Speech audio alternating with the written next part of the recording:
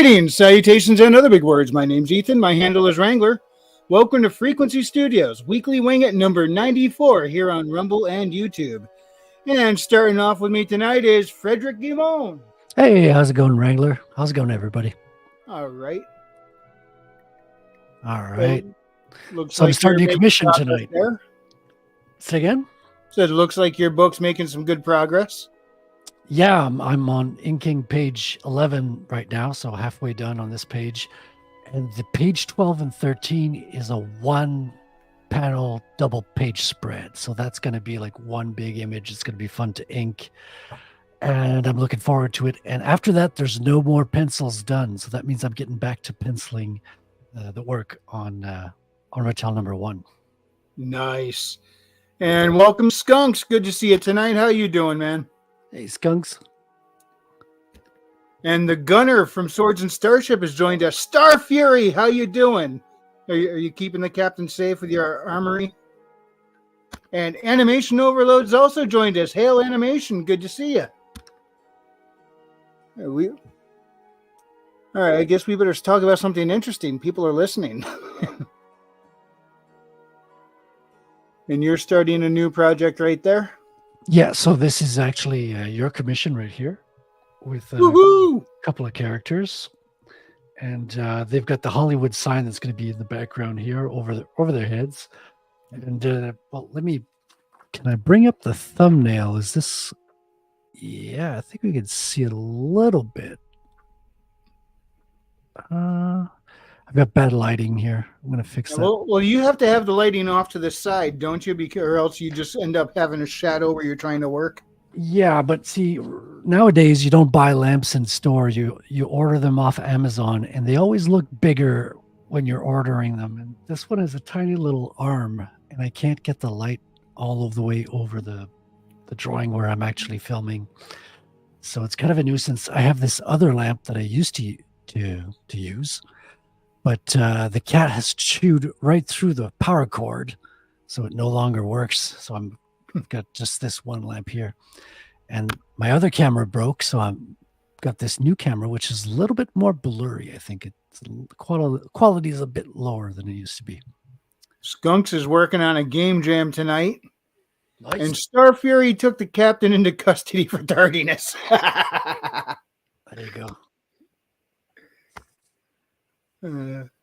So these guys are going to be like back to back, shoulder to shoulder in downtown LA. Yep, a hunter and a plainclothes detective. Well, kind of plainclothes. I mean, he's not in ratty jeans and a t-shirt, but he's not in uniform either. Does he have a trench coat, the classic detective trench coat? No. Maybe he's got like a Bruce Willis outfit or something. Kind of. He's on top, except different personality. But yeah, that's a little more along the lines. Nice. Star Fury says, "Beautiful inking, Frederick."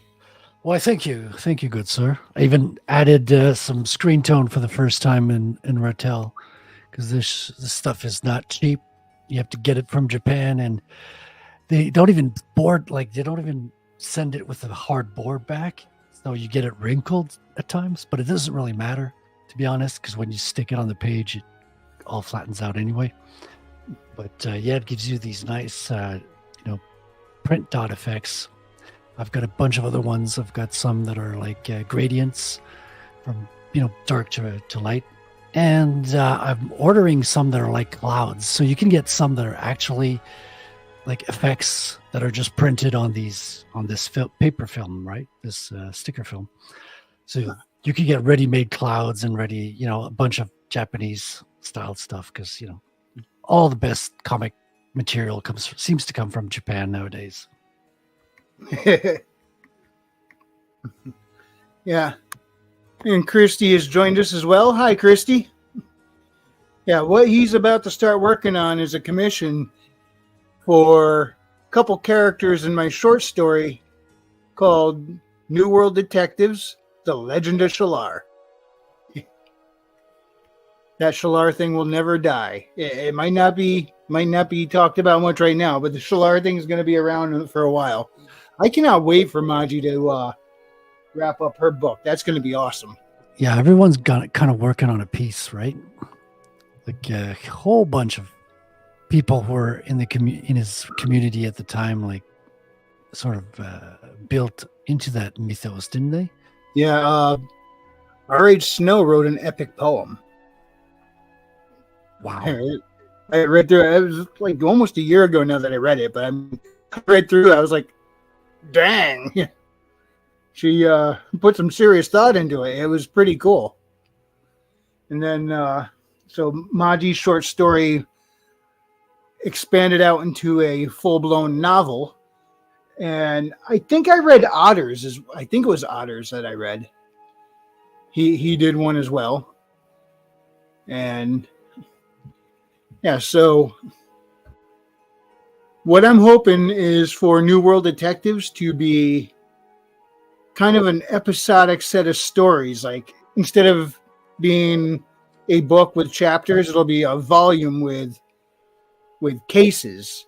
Of course, they would be in sequential order, and they would build up. Like each short story would be a complete story with a conclusion, but there would be stuff going on in the background of these stories, building up to, kind of like a season of cop drama TV, where you have all these cases per episode, but there's something building toward a finale for the last episode of the season. Yeah, those are great. Yeah. Do you have? Is it like going to be a noir theme detective? Are you going to go very much into the kind of like detective stereotypes and stuff like that? See, that's the problem. I'm actually thinking of trying to find someone to write with, because I'm not much of a mystery writer. It's going to be more on the adventurous side either way. I would like for them to have a case to solve, and not just like, oh, here's the bad guys over here doing this in this scene. So the reader might know what's going on the whole time and is wondering how are they going to catch the bad guys. Or should I have it actually what happened be a total mystery, and the reader finds out as the detectives are putting it together? I'm really not sure which way, or maybe a little bit of both. But like I said, I'm more the adventure type writer. I'm not so much a mystery writer, so I might be looking for someone to work with who would be interested in it. If our brains are compatible, See. Star Fury says, I truly envy the artistic skill. I am barely functional human, so I am in awe of anyone who has that artistic attribute. Star Fury, this is the only thing I'm functioning at doing. Everything else in my life is non-functional. So. And welcome, Readout. How's it going, man? I know you've been busy. It's been a while. I'm here. I feel like the ghost of Readout has returned, as the soul has been sucked from me by work and college and life. Life's happening. Lifening me, yes. Yeah, that life thing does seem to happen. Hang on, I'm walking through a bad spot. Give me just a minute. The problem is that life thing just won't stop happening. It's just constant. Yeah. Well, the Tube U frowns upon if you suddenly cease lifening on air. They don't like that. Yeah, I don't think the audience would like that much either. We like our YouTubers to stay alive, But what about Canada? Canada, damn, man. It seems like Canada doesn't want people to stay alive sometimes. Yeah, you get some creepy stuff happening there.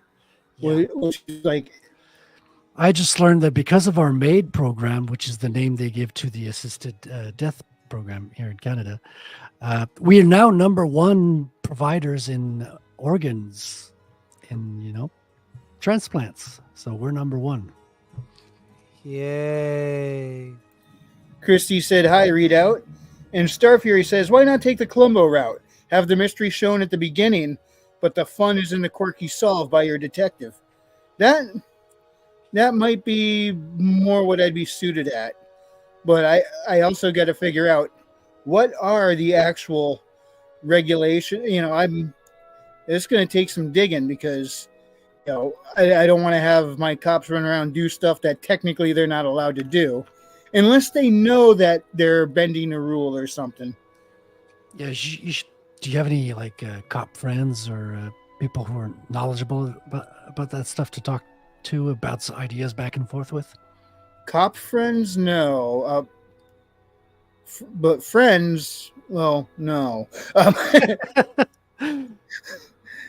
Yeah, it's like cop friends. I wish I had any friends. Well, see, I when you're working have on, a few friends, but as many of you know, I've just started coming back out of my shell after a decade, like the last couple of years. So, well, in that case, what I'd do is like if you get stuck writing your draft and you need help from like a knowledgeable police officer, just call the cops, tell them you need a police officer here, real stats emergency, and I'm sure they'll come over and help you with. yeah, I'm sure they'll be happy to help. Skunk says compatibility is everything when it comes to collaborating. I just had to let go of a team member who joined the team for a game jam. He was dead weight.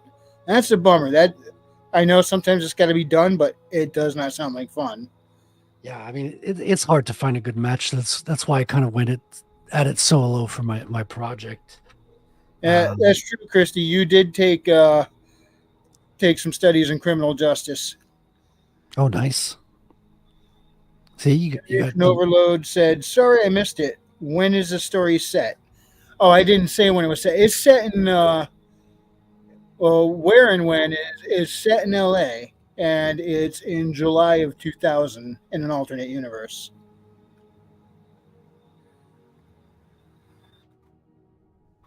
Christy, 4.0 GPA. Well, at least somebody around here is smart. Star Fury says, "Go private detective. You could circumvent a lot of the rules." Yeah, well, that's what one of the characters is kind of there for. One of the characters is hired onto the team as a consultant, and he kind of operates as a PI. Is that the other guy in the drawing here? He's a hunter. Okay. He's from the same organization as Sabrina, and Yeah. they have an agreement with law enforcement where they can operate as bounty hunters. However, when they show up, they have to let the local police know that they're there, why they're there, and oftentimes they end up collaborating because hunters are very good at what they do, and in this continuity, police departments like love to get a hold of a hunter to work with. It's set in my brain. When you call him a hunter, it doesn't. Oh, sorry. Hey, When you- friends. Hey, how's it going, James?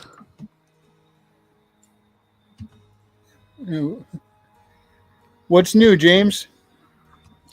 I am about 95% done with the Glimmerleaf video.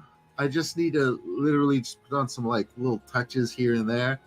And it looks really great. I can't wait to show it off. That's going to be going up on the 15th, so not too long. And I hope you all enjoy that. Besides that, I've just been, going through a daily grind and just resting up. What are days? What are look nights? forward. They all blend together. I'm Right. looking forward to dropping that Glimmerleaf link everywhere. Yeah, it's good. It's I hope you guys like it. You're gonna like the visuals, anyways. Star Fury says, Private Dick, who is a former cop, drummed out because he exposed corruption, still has friends in the department. Yeah, that's also a good idea. Keep in mind, the first story is already complete. What Frederick's working on is the picture I'm going to post with the story on my Substack. And that's what I want to turn into a whole volume of cases with those characters. I also need to do a series with Sabrina that's taking place concurrently with that and eventually have the two cross over. So they're working from the same outfit, right? The same organization? Well, Hunter Reggie Stewart is from the same Hunters organization that Sabrina is from. Right. This takes place after the second Bad Kitty book. So it's taking place in July of 2000 in Haley's universe. And so I have one story done already, which will be going up on Substack relatively soon. And I would like to turn that into its own series. Animation Overload says, if it's an alternate universe, you could just have Law be whatever you want, so long as it's internally consistent. Yes, that's true. And what's cool is this is one of those things. All the secret technologies that are kept from the public have now been released and are starting to be integrated into infrastructure. So I get to play with some of those ideas, but I'm trying to have it somewhat grounded on what would the regulations be around it, things like that. For example, the cyber sleuth kind of, well, one of the detectives, she's a cyber sleuth for the team, and there's teleportation gates, and she went online, kind of snuck in and got information off of one of the gates, and Reggie says, "Oh, good, we can go arrest him now." And Detective Roberts says, "No, we can't." He's like, "Why not?" And he goes, "Even though this tech is new to us and the regulations around it are still kind of fuzzy, there ain't a judge in the county who'll see this as any different than tapping a phone line without a warrant. It's inadmissible." That's the kind of things I got to think about and try and keep consistent. But I want to keep it fairly on par with what the real world rules and regulations would have likely been. However, I don't know what many of them are. So, like I said, I'm more the adventure guy than the cop drama guy. But I do think that's what these characters would be best for. See, and it says, unless you're just hammering it out now. Well, I'm kind of doing that too. And Star Fury agrees. And James, Christy says hi. Fu Man Blue has joined us. What's up, Fu? Not to mention Maji has joined us on panel. How you doing, Maji? Hi, guys. Hey, Maji. What were you talking about? Hello. The Legend of Shalar. You're just in time. Oh, shit. Oh, Actually, I do have a creative question for yeah? Wrangler and James and possibly read up. What do you guys do when you're suffering writer's block? Play video Suffering. games. Well, I guess it depends, like I usually don't write without appropriate music. Mhm. So, maybe go listen to some music that's inspiring, watch some movies that are inspiring, try to provoke the emotions that your character would feel at those moments. Try to get my head around the character, so to say.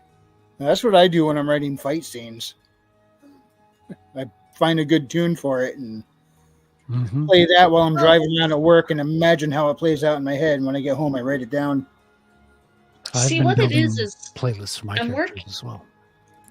Oh, nice. See, what it is I'm working on the second draft. I'm about 2/3 of the way through. So this is the final chapter before Act 3, because when I initially started it was in 3 acts. But the transition feels off, so I'm rewriting it, but I can't quite get it to work. I don't know if that works. If that makes sense. The transition from one scene to another is what you're... Well, okay, so don't want to go too much into detail. But the problem is I did introduce a character late into the book, and so this is kind of like closing his introduction and going straight into the we're about ready to kick some ass. Ah. So you're trying to flesh him out in a hurry without it seeming shoehorned in. Mm-hmm. But I want it to feel natural. You know what? So that way... So you got some pacing issues. Mm-hmm.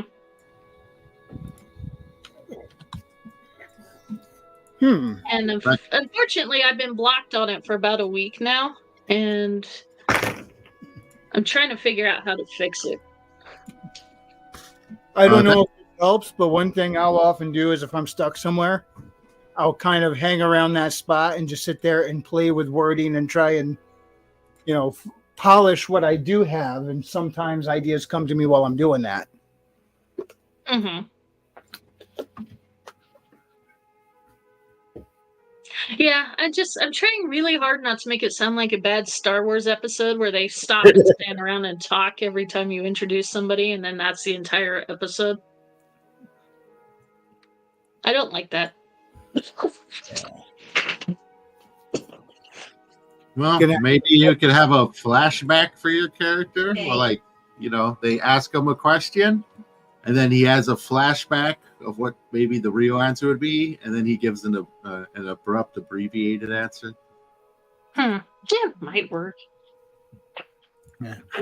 Star Fury asks, do you have the foresight in universe, and how would you deal with that?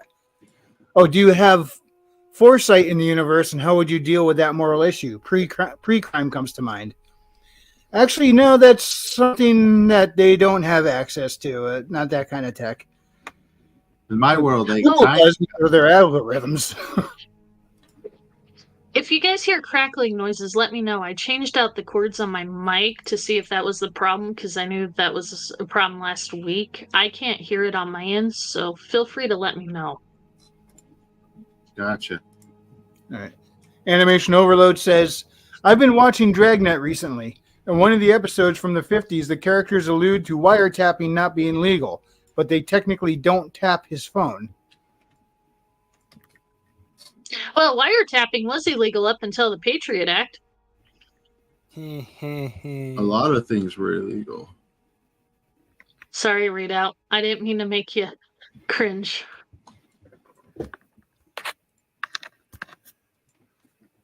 It used to be illegal to propagandize to the American citizens.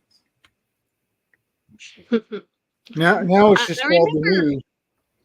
I remember, once upon a time, news stations couldn't be biased. They also used to give you sources, too. Now it's just like, random person who's our source. We're not going to give you their name, but trust me. You know what I need? I need a welding torch. You know why I need a welding torch? So I can seal my mouth shut just to prevent myself from going off the deep end one of these days. But we like it when you go off the deep end. Wrangler encourages that on his show. Besides, welding your mouth shut would probably just end up... there we go. Had to get my logo off my face. It was just sitting right there like... Burp. Yeah, that would probably end up driving you even more insane because now you have things to say and can't. Oh, that's right. I think there's a video game based around this and a book. Well, the short stories, what inspired the video game, and yeah. Animation Overload says, again, if it's an alternate reality, you can just hand wave it. There are tons of laws and regulations that don't make sense. Yeah, ain't that the truth? Yeah, but this is set in the same continuity as my books. So there's already a lot of lore and stuff established. Yeah, there's two kinds of laws that don't make sense, like the really old ones and the really new ones. Right? I mean, some of the old ones this had is your time to reasons. shine, man. Yeah, some of the old laws had reasons back when they were made, and they no longer apply just because things have changed so much, but they were never removed from the books either. Like, I remember watching... College? What's that? Kind of like the Electoral College? No, I wish my state had that, because we got 3 cities in this state. They all vote the same, and it pretty much overrides the rest of the state's population. So we got to go with the rules set by people who are inside these 3 cities when what they're saying doesn't really work well for everybody else out here in the suburbs and rural areas, So electoral colleges are pretty good at balancing that out. To an extent.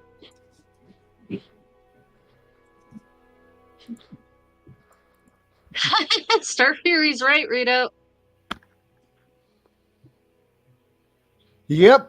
Why hold back, Readout? No government deserves our loyalty, given what they do to us and allow to be done to us by the politicians' corporate overlords.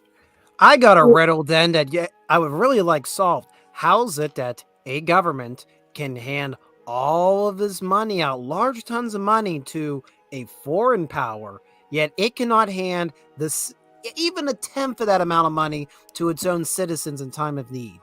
Well, that's easy because they make more money That's a off of riddle. foreign power. Yep. I mean, they make period money off of foreign power. They're not going to make much given to you. Well, yeah, foreign aid is like they get kickbacks on that. Like a lot of it is just sent back their way. I'm Yeah. convinced half of it's money laundering. Mhm. Maybe- Basically, to a large degree, they give it to their friends who give back to them, or they may have stocks in particular companies. This is why we hang out in fictional universes. Yep.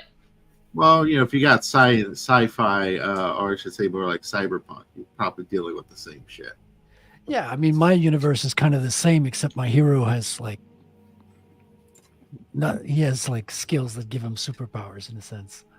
So heads up, Florida's about to get hit by another Category 5. Anybody willing to offer a prayer to the South? We would be grateful. Brian McCoppin's one of those who got caught in the first storm, and he's about to get caught again.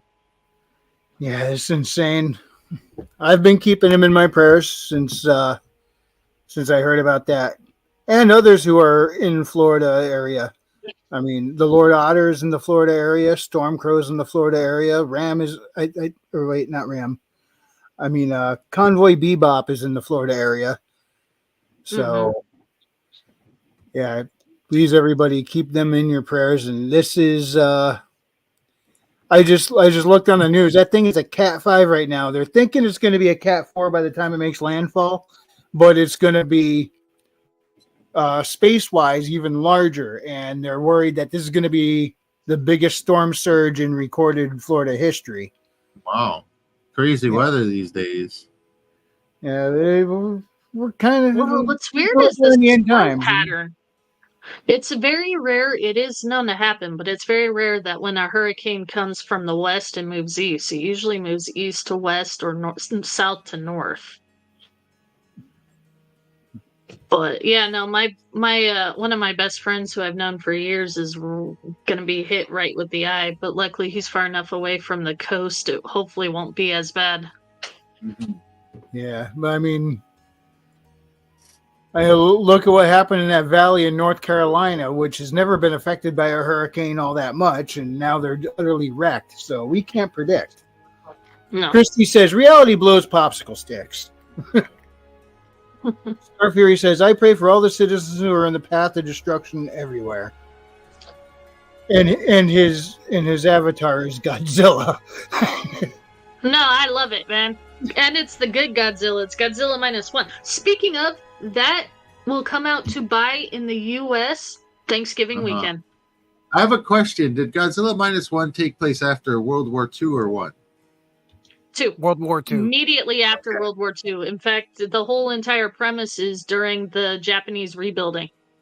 Okay, then I was totally cheering for Godzilla. But yeah, no, in fact, the whole main human character. Normally, I don't care for human stories in the Godzilla movies. Doesn't matter if it's Shin Godzilla, original Godzilla. The humans bug the hell out of me. But the way they set this main family up was perfect. He was a disgraced soldier from the Japanese army just after surrendering. He found this beggar in the market who was caring for a child. She jumped the child on him so that she could try to steal something because they're hungry. And then he ended up taking them both into what was left of his little shack because his house got completely destroyed. And so you get to watch this broken, traumatized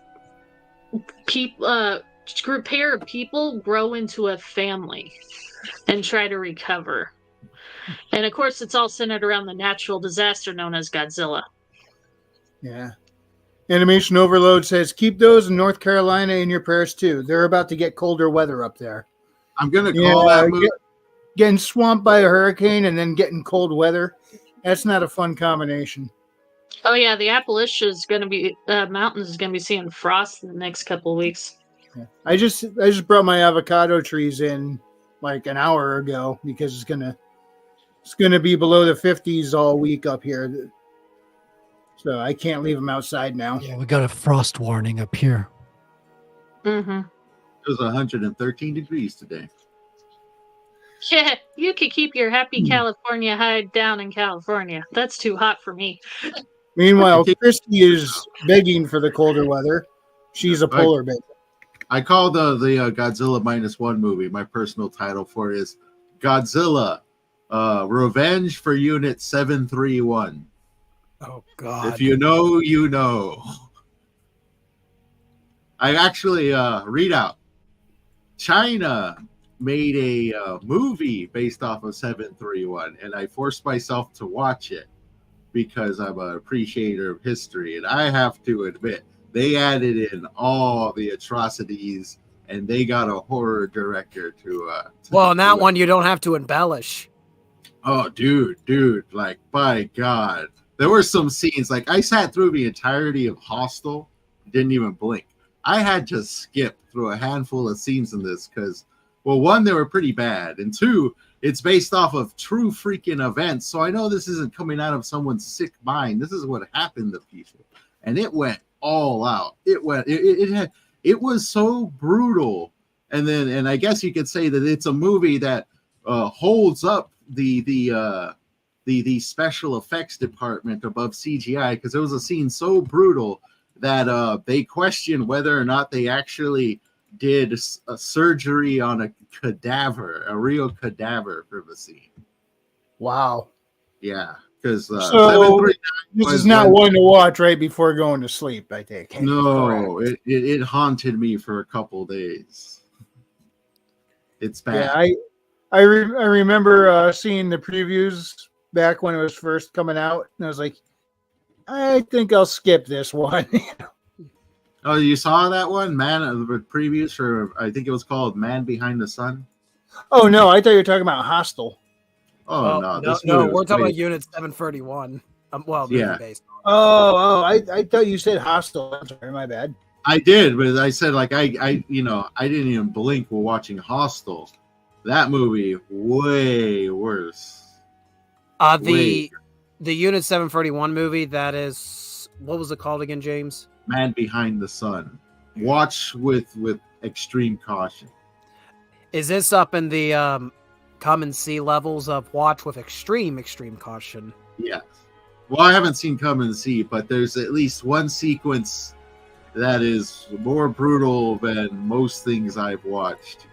And it does involve a child, because that's what the Japanese fucking did to the Chinese. They very short recap for the chat. I think most are now aware because it's very popular in the internet to retell this story. Unit 731 was a biological experimentation unit set up by Imperial Japan during the Second World War. And, well, they did everything to the subjects that they forced into it. They did everything unspeakable to human beings over the course of World War II in this one facility. And then when it was all over, the United States government made a deal with the doctors. Basically was, you tell us the secrets you discovered and we'll give you immunity. Yeah. And we even still use some of those secrets to this day. Like, yes, they are the ones that found out that the human body is 75% water. And they did it by weighing a human being, putting them in a hot room, leaving them past their death, letting them mummify, and when they were just a little bone shriveled thing, they'd reweigh them. That's how we know that human body is 75% water, is because human. What do they call it? Moist weight versus jerky weight. That's fun. Yeah. Sadly, a lot of your medical stuff came from the atrocities of war. I mean, look how much we learned about the body from Nazi Germany as well. Well, Star Fury says Godzilla -1 is a truly beautiful story. Plus, it has the big boy doing big boy stuff. He didn't miss leg or tail day. And how you doing, Raven? I guess I'm doing okay. It's been a Hello, long Raven. day. Walked into a fun conversation, did you? Yeah. Sorry. Yeah, nah. No, some of the stuff is interesting because I mean, even in medieval times, some of the stuff that people learned was because of the wars. Mhm. They had to patch each other up and everything else, and you learn some things when you go through that stuff. Yeah, we even Hey. teach medics to this day through patching up goats and purposely injuring them. Woof. Ugh. Essentially, the whole idea of the triage setup for emergency medical that comes from the American Civil War. Dr. I Jonathan was about to Letterman ask set you. it up. I'm like, isn't triage and even some of the basic antibiotics from the Civil War? The blueprint for how you're supposed to conduct triage, I wouldn't say it was started in the American Civil War, but what Letterman did basically, he made it streamlined, the triage method, and it's still the blueprint used by most people around the world today. Yeah, kind of perfected it. Now, Star Fury says they never destroyed the findings of either Mangala or Unit 731. Yeah, I'm surprised. I never heard of Unit 731 before tonight. Really? Well, it's one hell of a story, and I had to edit a video about it not too long ago, which introduced me to the movie. And I thought, I probably, as a appreciator of history, I probably deserve to watch it, see what it's about. And it's bad. It's real bad. And I already knew the atrocities, but to see them, somebody put them to film, and mind you, they did not shy away at all. Star Fury says, great panel today. Thank you, Star Fury. He also says, fake are the fault of plastic surgeries for soldiers. What? He's not lying.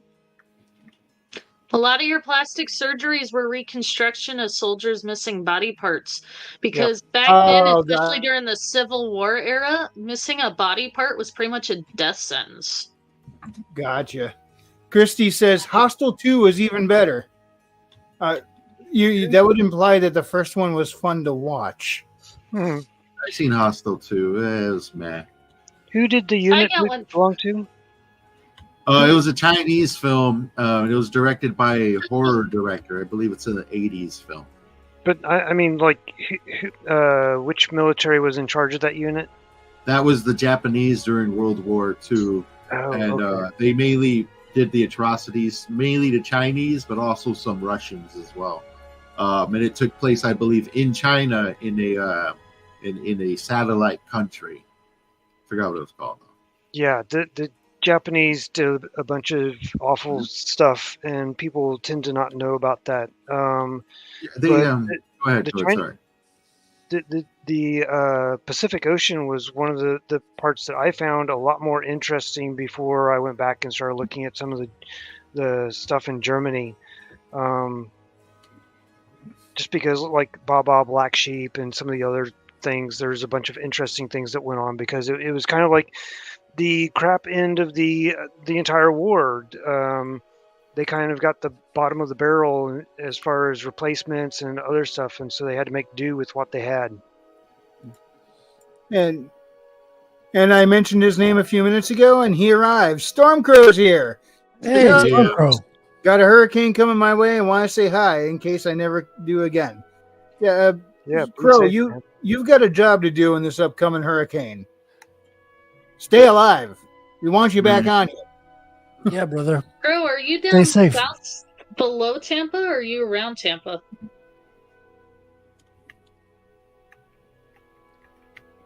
I actually saw the radar for it on the screen a little bit ago, and I was like, it's huge. Whoa. Yeah, that's nuts. I remember when California got its first hurricane forever. They was trying to call me in the work. I'm like, nah, I'm not going to work. I've never seen water fall from the sky like this in my entire life. I'm not going to work. Yeah. Meanwhile, I'm the moron that went and ran a FedEx route in a blizzard. Hey, thanks. There's been lots of rumors about government controlling the weather and stuff, and I don't know that they're necessarily controlling it, but I do know that they've been seeding it for. There's been Yeah, different groups seeding seeding the atmosphere for different things. One of them has been trying to cool the planet, and I think a bunch of this stuff that they're seeding into the atmosphere just added to the amount of water that ended up raining. Yeah, we know there are patents on the subject, and there's also treaties between countries not to use weather as a weapon. Yeah. So if they have including the treaties- United States. Yeah. Yep. Yeah, Stormcast there- says I live 45 minutes away from Tampa. My cousin lives there, so yeah, I'm worried for him. I just Yeah, want trust just a little reminder to everybody: do not f with Mother Nature. Does not. Oh, it always comes back and Yeah. bites you in the ass. historically does not. This actually reminds me of this funny thing because they always saying like they're always saying like mankind's making the planet hotter. It turns out that us having a lot of boats on the ocean was cooling down the ocean because some years ago they made like this whole thing where a bunch of countries came together saying we're going to get less boats on the ocean. We're going to put like a number on the amount of boats that can be on the ocean, and then they removed all these boats from the ocean, and the smog in the ozone started clearing up, allowing the sun rays to pierce deeper into the ocean, and then it started heating up the ocean. yeah. Yeah, every time we Well, try that and works. fix stuff, we just break it. Star Fury says, I'm sure all sides committed atrocities, but as the saying goes, history is written by the victors. So our dirty little secrets were hidden from view. No, we blew up 2 freaking cities. Ours was pretty bad. We wiped out half of a country. Yeah. Now, governments may have agreements to not attack each other with weather weapons, but the U.S. government does not have a treaty with the people of the United States to not attack their own citizens with weather weapons. Actually, yeah, they sent mosquitoes back in what? Readout, you would know this. The mosquito warfare on accident back in the 70s. Accident. Oh, I thought you were talking about the more recent one with the Yeah, the bioengineered Bill- ones in Bill Florida. Gates. There's a recent one as Back well, in the yeah. 70s, was it? I think it was Fort Bragg. Readout would know more about it. But they were testing the effects of mosquitoes, and they ended up unleashing it onto one of the southern states, wreaking havoc. Didn't they just Pretty much recently called them release a out. whole bunch of No, GMO I've not heard mosquitoes anything in about Florida? that, but it doesn't surprise me. Is it just me Hold or on, is now I this gotta government find thing more not about it. working out? Yeah, Yeah, didn't they kinda like- recently release a bunch of GMO mosquitoes in Florida saying, "Oh, that's gonna, Yeah. you're gonna get vaccinated via mosquito bites"? I'm like, oh, geez. China had I don't remember what they called it, but there's some deal where they were even paying people to kill wrens because they thought that the birds were an infestation. Well, what they didn't realize was that the wrens were actually eating the grasshoppers and preventing the grasshoppers from destroying everything. So in killing off all of the birds, they ended up having a famine because of the overpopulation of grasshoppers that came and ate everything. I heard something similar about the burning times when they were like doing all the witch trials that they went around. I don't know if this is true. It could just be internet BS that I've heard, but they said that they killed a bunch of cats because they thought they were the witch's companions, and in doing so, the rat population flourished and then spread a bunch of diseases. So I don't know about it being then, but I do know that they've done that a number of times. And what is the one town that we're not supposed to talk about that's having cats being eaten? They're actually noticing some issues with things because they did have a wild cat population in the neighborhood, but now all of those are gone, and so now they're seeing an influx of other things. Raven, So- there's a lot of small towns that we're not supposed to speak of at this time. Yeah. Okay, so I Well, found it. It was but at least the using weather manipulation as a matter of warfare has been replaced by newer technology with things like Jewish space laser. I hadn't hit the button in a while. I had to hit the button. Go ahead, Maji. So it was back in the late 1950s, early 1960s. they unleashed a bunch of mosquitoes into the county and didn't tell anybody. And at the time, they thought the mosquitoes were full of disease. Yep. So Everything- yeah, it was in. Everything it works looks like, great till government tries to fix it. Yep. Yeah, looks like it was Alabama. Okay, that sounds Oh familiar. no, here it is. Georgia and Florida. So swarms of mosquitoes of the type notorious for transmitting yellow fever were released in Georgia and Florida in 1950s by the Army to see if the insects could be used as biological warfare weapons. Florida again. Wait, Notorious is involved with this? Is this linked to Diddy at all? Or Oh boy. Yeah, it was released Savannah, Georgia in 1956 and Avon Park, Florida in 1956 and 58, according to declassified documents. So this one's actually verified. Hmm. Because the one I was talking about with the cats, that was just, as far as I can tell, hearsay. I never saw anything that. Which one about cats? Sorry, I was out for a little while. Oh, about when they were doing all the witch trials, they went around killing cats, thinking that cats are witches' companions, Okay. and the rat population get out of control, and may have actually contributed to the spreading of a plague. But again, that's hearsay. I've never verified that. Okay, because I know the CIA did a program called Acoustic Kitty, where they essentially tried to turn cats into spies. Do Oh, surgery yeah. on microphones and cameras. You know what? If they ever did that, what would surprise me is they got cats to cooperate. Yeah, That I was know, the right? issue. that was That part was- of the problem. That was actually a big part of the problem, and they actually made a pretty funny short film you can find on YouTube. You just look up Acoustic Kitty short film, you'll find it. It's pretty hilarious. Somebody took the project, turned into a 9-minute film. people shit on cats, but cats will never betray you, man. It's not like a dog, drug sniffing dog. Oh, there's the guy. Like cats are like, I don't know, man. Now, Star Fury says the British Ministry of Defense carried out biological weapons trials on the London Underground between 1940 to 1979. Tells you what your government thinks of its citizenry. Oh yeah, I mean the guy. I think his name is Ishishiro.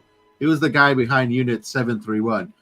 He was also the guy behind Agent Orange. And when we dropped biological bombs or chemical bombs, that's thanks to that asshole right there. And people that thought what he was messing with was a good idea. And we know a lot of the horrifying things that our government has done. People just don't want to believe it. Yeah, yeah. The Nowhere wonders near of the this. Tuskegee experiment. And MK Ultra. Yeah. I'm just glad that I wasn't Chinese in World War II. And these aren't even conspiracy theories anymore. We're talking about things that have been verified. Yep. Oh yeah. And speaking The of that, conspiracy theory, which probably is true, is that they continued. I mean, they say these programs ended. No, that my conspiracy theory is they probably continued under a different name and under tighter wraps. Well, possibly. what's the one to embed, what is it, CIA or FBI into various different news agencies and stuff? Wasn't that Mockingbird? Mockingbird. Yes, Mockingbird. And Yeah. that's still Yes. going on. They were, Yeah. I believe, they were ordered to stop doing that, and they're still doing it. Yeah. And how Listen, many times do we see the Anderson line? Cooper was just in the CIA for 1 year. He's totally not linked to it anymore. Yeah, I forgot. He did CIA. How many- internship. How many times have we seen those video collages where they start off a reporter saying something and then they add in another, they shrink it down, add in another panel of Oh, a yeah, different I've seen a broadcast few of saying those. almost the same thing word for word. And then by the time you're done, you got like 8 or 9 of Yeah. them up there all saying almost verbatim the same reports. They just That read you the can, teleprompter.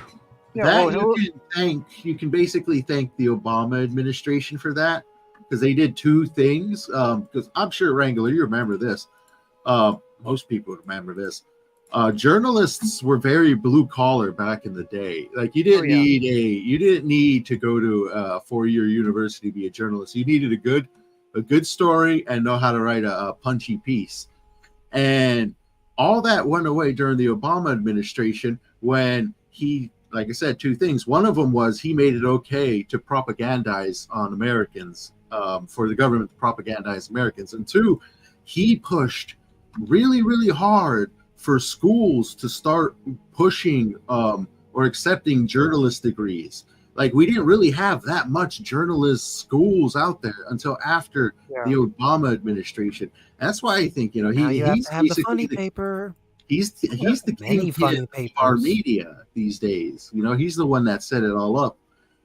So our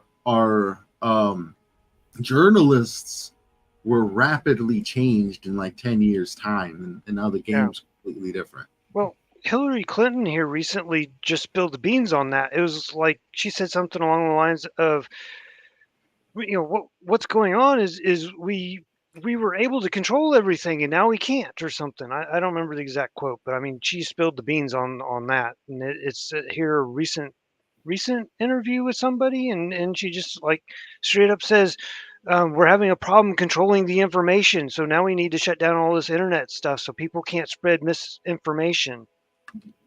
What was it? I think John Kerry just the other day said the First Amendment is a problem for stomping out misinformation. I mean, wow.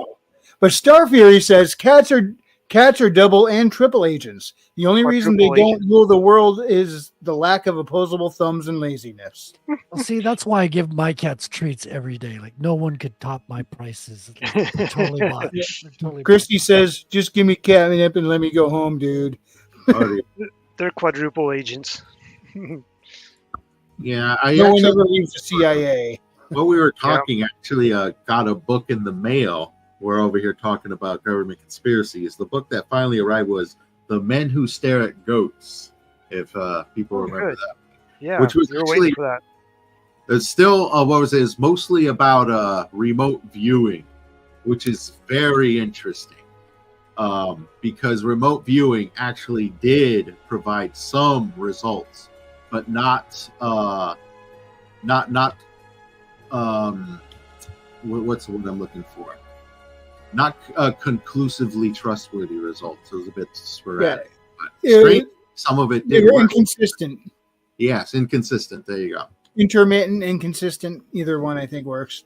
Yeah. But that was the only one they could semi-regularly get actual proper information from. Yeah, which is probably why it's still seen today.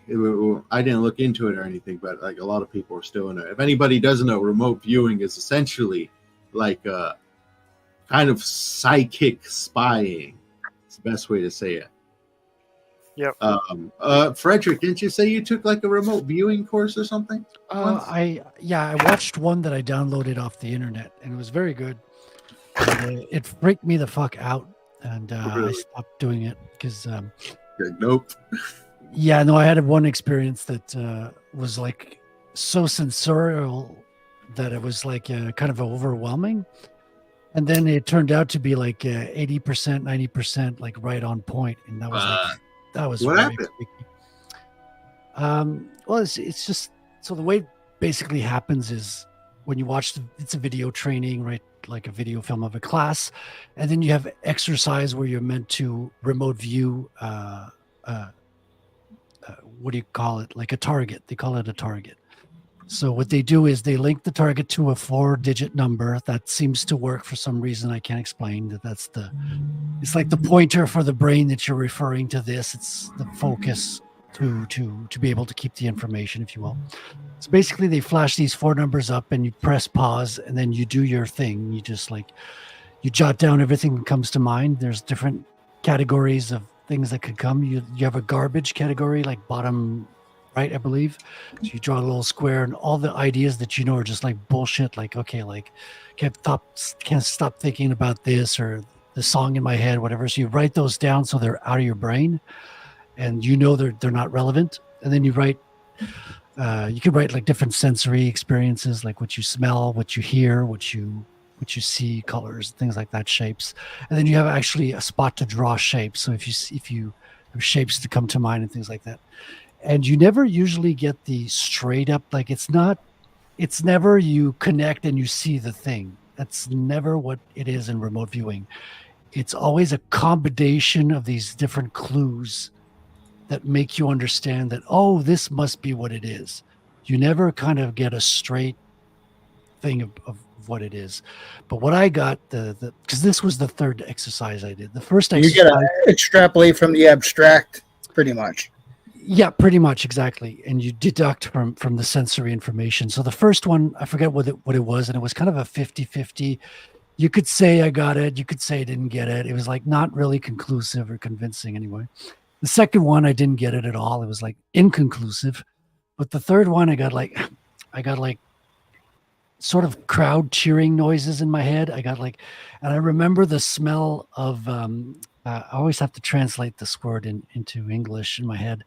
Ba ba ba ba, which is like, the fucking, the stuff that you eat at amusement parks. Fried dough? The fluffy thing you carry Oh, around. cotton candy. Cotton candy. So I had the taste of cotton candy in my mouth, which was the strangest thing, right? Like, where does that come from by just thinking, just concentrating or whatever? And then I had like flashy bright colors and then the feeling of height and vertigo and things like that. And so what I deduced, what it was something like what do you call it? Like, I got to translate these words in my head. Sorry. In an amusement park, the one that goes up and down, the roller coaster is what I'm looking for. So yeah. I was thinking it was a roller coaster. Turns out it was a Ferris wheel. So that's why I'm saying, like, I was off. Wow, I was that's wrong. what I was thinking. Yeah. So you're wrong because it's hard to deduce the exact thing, but then I was like wowed by holy shit! Like all those senses like were really spot on for that image, so that's why it freaked me out. Star Fury asks, didn't Hillary say if they take her down, she'll take down most of Washington with her? I don't know, but I think pretty much any politician at this point can make that claim. Be Wow. like P. Don't Diddy tempt me and with a good Epstein. time. Diddy and Epstein. I'm sure there's more of them, more Diddy's. Well, than So I mean, she's been in pictures, I believe, with both of them. At least Bill Clinton has been in pictures with Epstein, but she's been in pictures with Diddy, and so I would not be surprised if they know the secrets from both, oh yeah, plus more. I believe it was Bobby Baker who was hit with corruption charges alongside LBJ back in the day. He was a page in the Senate, and a page is essentially like a 15-year-old who hangs around, learns the ways. And he was in the Senate since he was 15 years old, and he went down for corruption, big time scandals. And he said, everything I learned in the Senate. So that should tell you plenty about our governmental system. Yeah, for sure. I keep hearing lately, politics is for people too ugly to go into acting. Yeah, watch for people ugly for Hollywood. it's show business for ugly people. I think you had a quote up from Star Fury a while back that it was like about not trusting the government or something. And there's actually a Bible verse about that quite literally says, "Don't trust the government." Although it's not government, it's something more along the lines of "Don't trust what other men say" or something. Yeah, there's a few verses that get edited out in some versions as well. That was Animation Overload. He's like, what? You're telling me we can't trust the government? Yeah, that's who it was. Animation Overload. We, in fact, I'm sorry. cannot. Yep. Nope. Well, you in the U.S. cannot. I live in Canada, where we have to trust our government. Or else we, you know. Yes, Star you Fury must trust says- someone full of heart, man. I could see your border, man. Oh, the amount of patriotism for the maple leaf. Yeah, the ice wall, as we call it. the ice wall. Winter is What? coming. My late friend Jared often would say, I love my country. It's the government I don't trust. Yep, Yep. that's how I am. Said every citizen ever. Yeah, Star Fury said, the one only time a government was useful was in 1215 and the Magna Carta. Can't think of anything else. Well, I could think of when our government drafted the Constitution. That was pretty useful, I think. Yeah. I wish we'd still they keep said using the don't trust the Constitution. government. Yeah, but it wasn't the government who started it. Yeah. They started the government. It was the other But, way but around. they left a clause in there saying, "Hey, there is an opportunity to overthrow it if they no longer care for the people." Well, I recently watched a movie about Cromwell, and he has a very fascinating life because he overthrew Parliament and then put it back together again, and then he overthrew it, and he also kicked out the king. And then he ruled for a couple of years before he died, being the protectorate of England.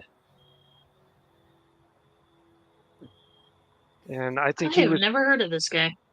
Cromwell was he was a Puritan, and I think he was planning on moving to the New World with his family. But members of Parliament came to him saying, "We're having a problem because the king kept promising things, and then as soon as he got his power back, he would retract everything that he promised." And I think this was like shortly after they had abolished the Parliament and then brought Parliament back or something. I don't remember all of it, but it's like there's a period of time where England was going through a whole bunch of stuff, and I think it was before. Well, it was a lot before the Revolutionary War, but it was in a period where there was the colonies, because he was getting ready to go to the colonies, but he was prevented from going by his local people saying, "Please come help us." Star Fury says, you have the Second Amendment because your founders knew governments are inherently corrupt. Yeah, and I think just a few years ago in one of his stand-up routines, I think it was Dave Chappelle that said, the Second Amendment is there just in case the first one doesn't work out. Shoot, Basic. even Elon Musk said that in his speech this week. Oh yeah. What did Elon say? I didn't hear it. Basically, he's actually really worried that the election, if it doesn't go well, might be the last. Yeah.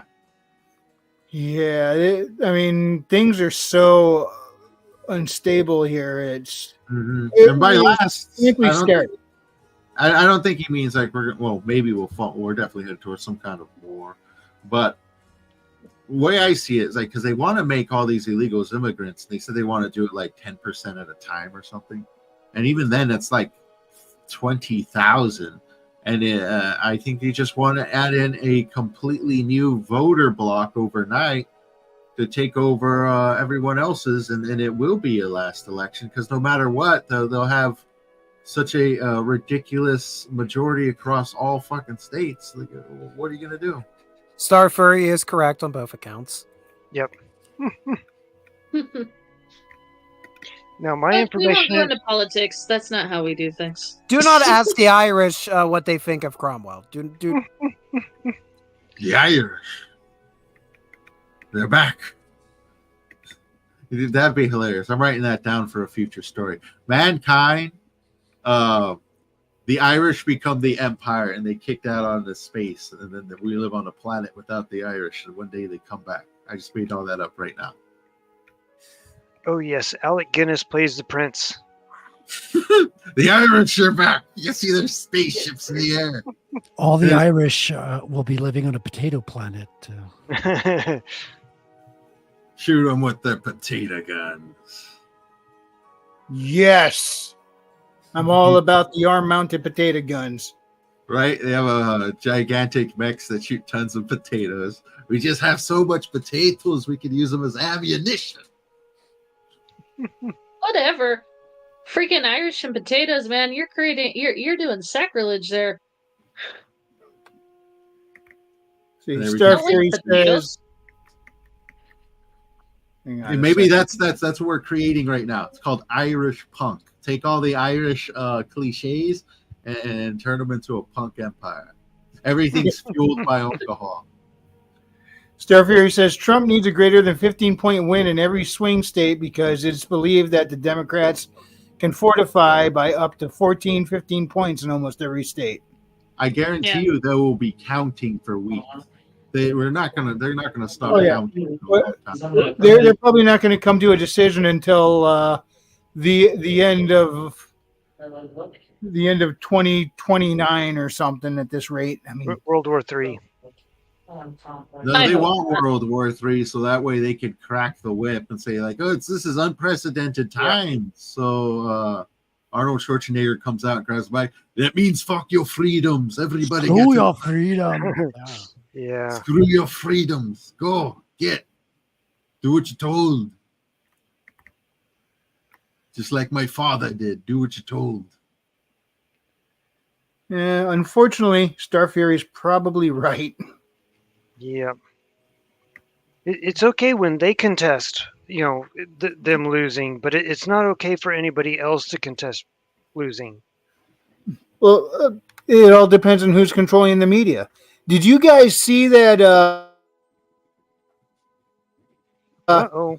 Well, That the latest media one doesn't from, want us to know who's O'Keefe controlling it. Media Group? Yeah, No. OMG, yeah. Yeah, that producer for, I don't know if it was CNN or ABC. One of the major news networks was Wasn't thought he was CNN. on a date. It was one of James O'Keefe's agents. Yeah. And he was sitting there just bragging that they are an extension of one side of the political aisle. Yeah. Yeah, not only that, but they're proud of the fact that they made their audience dumber and dumber and dumber. Yeah, they did say that too. I mean, If I can give a piece I was of like, I advice to can't that- believe this dude saying that.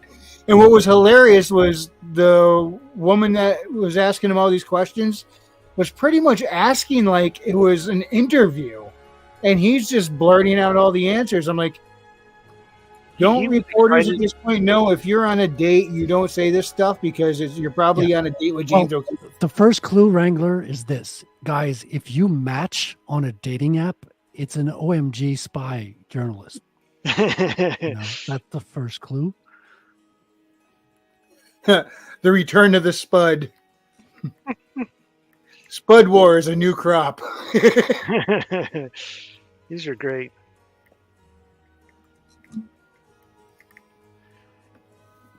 Uh, We're going to bring back Spud McKenzie as the mascot. Uh, Anybody remember Spuds? yes, remember. I do. Sounds familiar. He was a mascot for Bud Light. Spud's the what kind? He was some kind of terrier. The terrier that yeah, would wear the sunglasses and come in on a roller, like on a skateboard. If I recall correctly, or like maybe I'm mixing 80s things together. Was he the white with the black spot over his eye, or am I thinking of one of the other ones? I'll use the white one, white terrier with a couple of black round spots. Okay, yeah, he was cool. Another dog that I enjoyed was I can't remember the name of it, but it was a Quick Trip dog, and for people that are not in like the Oklahoma down to Texas up to Missouri, probably okay, him. That's the man or the dog. But Yeah. I will That's the- probably end up remembering the name of the dog at some point down the road. But they had like drinks named after him, and Darth the Vader. cup size. Darth Tater. I wonder how these dogs live their lives. You're like, all right, this dog can't die no matter what. You gotta watch him at all times. That's a bull terrier. I always wanted one of those. Well, dogs. I remember when the Taco Bell dog died, it actually made news. Well, Yeah. it's a bulldog. Yo quiero Taco Bell. Remember the Godzilla commercial that Taco Bell was running, where Godzilla, I think it was in 2000, was sponsoring Taco Bell, and Taco Bell dog was sitting there he had a little box with a stick and a string coming from the stick, and he was holding a string in his mouth. He's going, here, lizard, lizard, lizard. Godzilla comes around the corner, he looks at the camera and goes, I think I need a bigger box. Herman has joined us. He says this show has gone to the dogs.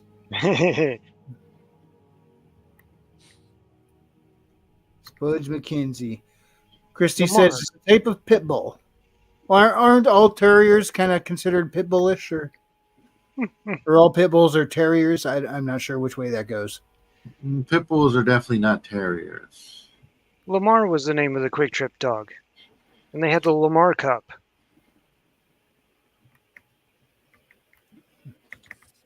Let me see I if don't can remember find the Lamar. commercials. Everybody had a dog. At least it wasn't as annoying as the Affleck duck. Oh, yeah. Affleck. Gilbert Gottfried, one of the most unsung comics of our age. Right? Yeah, that dude's hilarious. I Oh, wonder, Edge what? says that pit bulls are terriers. Pit bulls are terriers? Okay. is it only one way? Like not terriers or not pit bulls, but pit bulls or terriers? Because one's got a long snout and the other has no snout at all. It's like they split snout genes, took him out of one dog and put him into the other dog. Yeah, some dogs are like that. My dog's like that. He's got no snout. Probably did that in China, by the Japanese during World War II or something. Probably. Man, Herman says pit bulls are classified as pit bull terriers and Staffordshire terriers. I'm going to assume he's lying. It's disinformation, obviously. Illegal information, because it's not true. Star Fury says it is believed all dogs that are now classified as pit bulls descended from the British Bull and Terrier, which were first imported into North America in the 1870s. He says believed, he means by right-wing conspiracy theorists. Also a lie.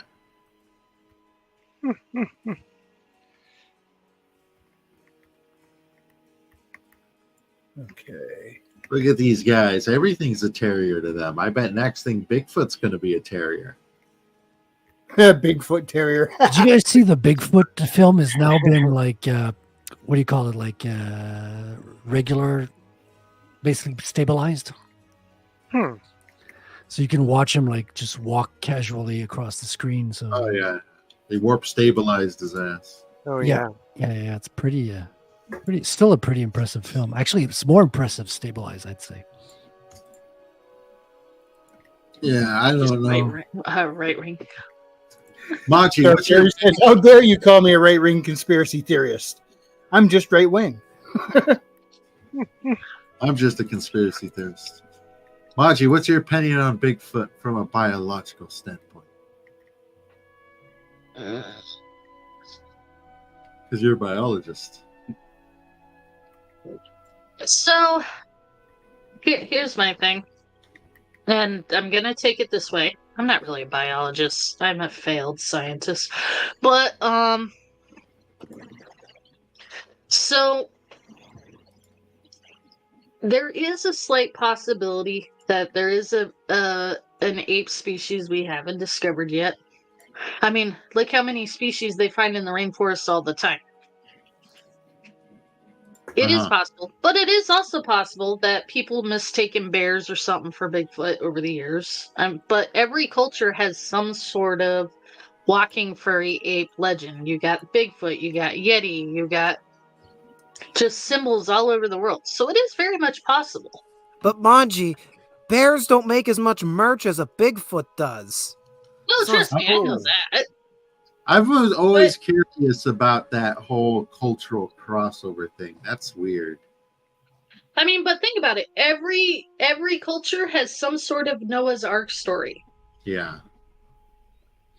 Every culture has some that. If you look at like some of those ancient stories that have been handed down, that there's some crossovers between other cultures, whether it's one or two. I mean, how many different versions of Atlantis are there? All of them. But Star Fury says Maji Chen is not a failed scientist. She's a xenobiologist. But I mean, it is possible that we just might not have found a new species, or it is just that a very folklore that's just lived on for years out of curiosity. I don't think So it's I'm not new. saying I think it's it's old. impossible, but I'm not saying, oh yeah, Bigfoot's real.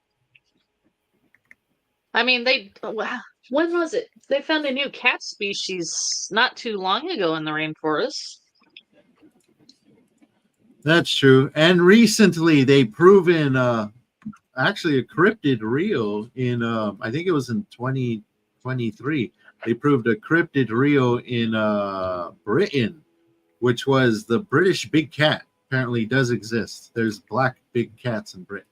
And for literally decades, people have been seeing big black cats in Britain. They're like, there are no big black cats in Britain. Well, apparently there are now. They found some biological DNA left on the kill. Well, there's also Vietnamese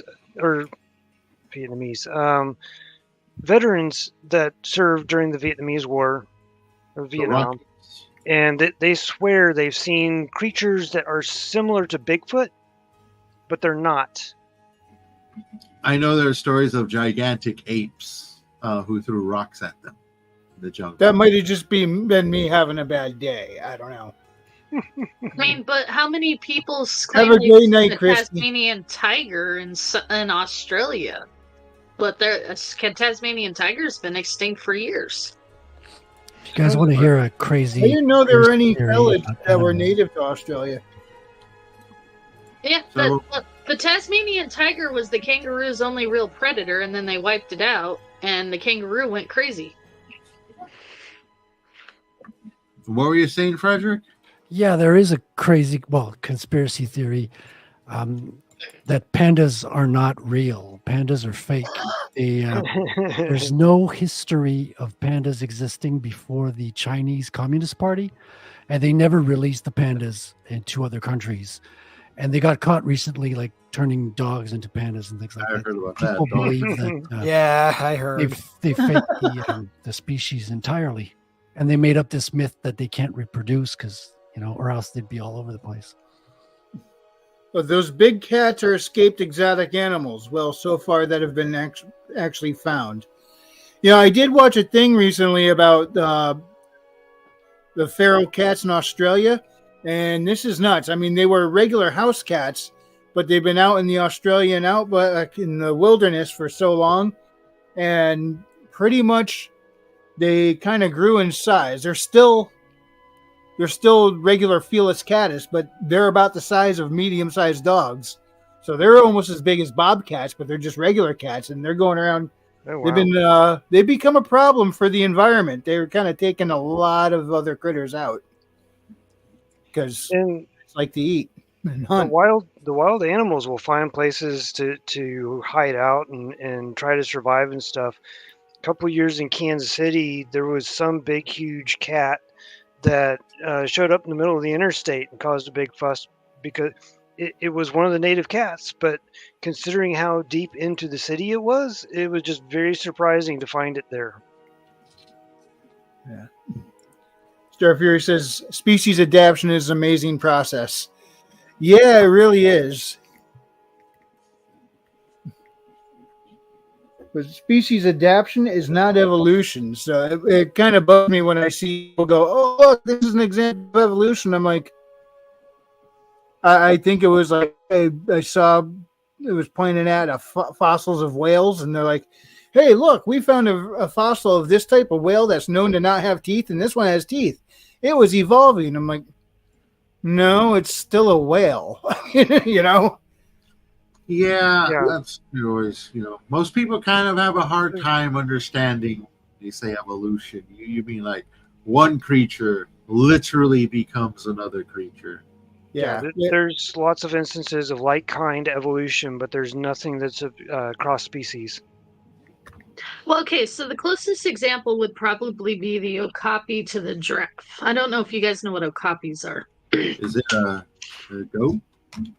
They're you might want to type it in. OKAPI. I know But, there's a species of lizard.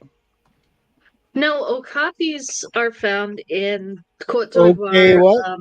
In OKAPI. Okapi.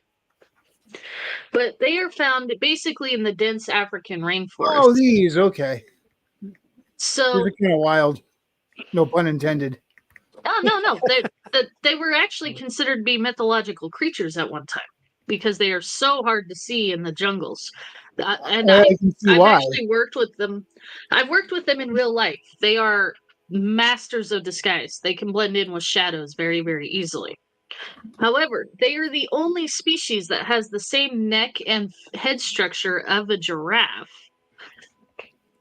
They are closest cousins to the giraffe, but over time, because the giraffes live out in the savannas in the wide open southern Africa, where they've kind of adapted so that they can eat off the tall trees and stuff here. Okapis are very small. We're talking about the sizes of the large horses. Not so much draft horses, but, normal horses.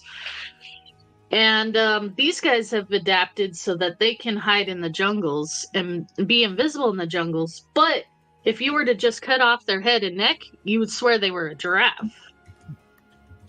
Yeah, aren't giraffes actually close cousins? That a lot of folks don't realize it. To not just white-tailed deer, but camels. They're all kind of in the same family. I don't remember on that one, but yeah, these guys, other than the two nubs on the giraffes, their skull, they have the same number of vertebrae, and their skull outline is almost exactly similar to that of the giraffe. Interesting.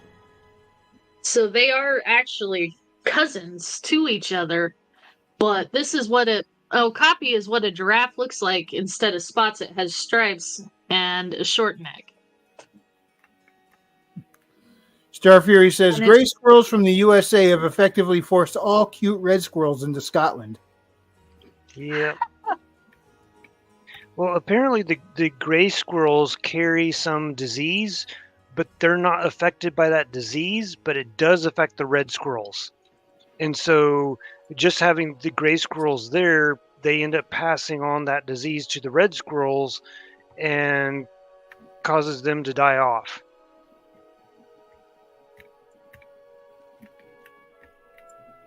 Well, that sucks. Star Fury says, Lotus Eaters did a video on those recently. The reds are beating back the grays, and apparently the Wildlife Administration or whatever they have are exporting the grays back to their homeland. And Star Fury says, most current evolutionary biologists no longer believe in the classic theory of evolution espoused by Charles Darwin because of the issue of large changes in DNA causing pregnancy complications. Yeah, and also there's an issue with mutations. Like you might see some variation in a species from a mutation. And most of the time those mutants tend to be sterile. They can't reproduce. In the case that they do, they found that when there's a mutation and they do reproduce a few generations down the line, that mutation corrects itself and it goes back to its ancestor's original form. The mutation kind of DNA is self-correct. Huh. Yeah, it's like when they try to do a liger, right? A cross between a lion and a tiger. Uh-huh. It works. You can get a liger. big kitty. Yeah, it's huge, but they're all infertile. Like you can't reproduce ligers. Huh. Yeah, and in the case that they can reproduce a few generations down the line, it would probably stop being all funky. Cheetahs, Well, I it's like know, a are mule. Yeah. Cheetahs are an interesting one because they're the way that their population continues with certain genes, their DNA is apparently dwindling, and apparently eventually they will die out because their DNA is just going down a one-way hole. Not diverse enough. Yeah, it's not diverse enough. And so because of that, apparently they can't mate with other cat species, and so they can't get any of that diversity back into their gene pool. I think they'll be fine. I think the scientists are whack sometimes. True. Maji, what was your experience with quote-unquote scientists? My experience? Yeah, sure. Like, I'm sure you've been in the lab. Just depends on what you're talking about. most, like, if you're talking about grad school, had to deal with a lot of pompous assholes, but you get to the level they're at, yay. They're pompous assholes for a reason. But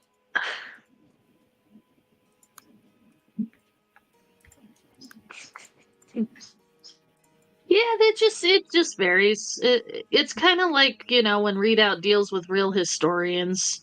No, I'm not a doctor. I failed. But Apparently, Dr. Maji versus Dr. Mario will not be seen tonight. How bad is the science fraud of papers? oh, jeez. Well, I can tell you one thing. I am so glad I'm not teaching middle school sciences right now. I can tell you that. But I would so be fired. Teaching biology? Boys have a penis, girls have vagina. Yeah, I'd be fired. Especially with the karyotype argument. Maji MD. No. Animation. Get her title correct. It's Maji DDM. No, Or it's DDS. Maji AS. She's gonna pull teeth to get the answers. No, unfortunately, okay, so I might as well just suck it up.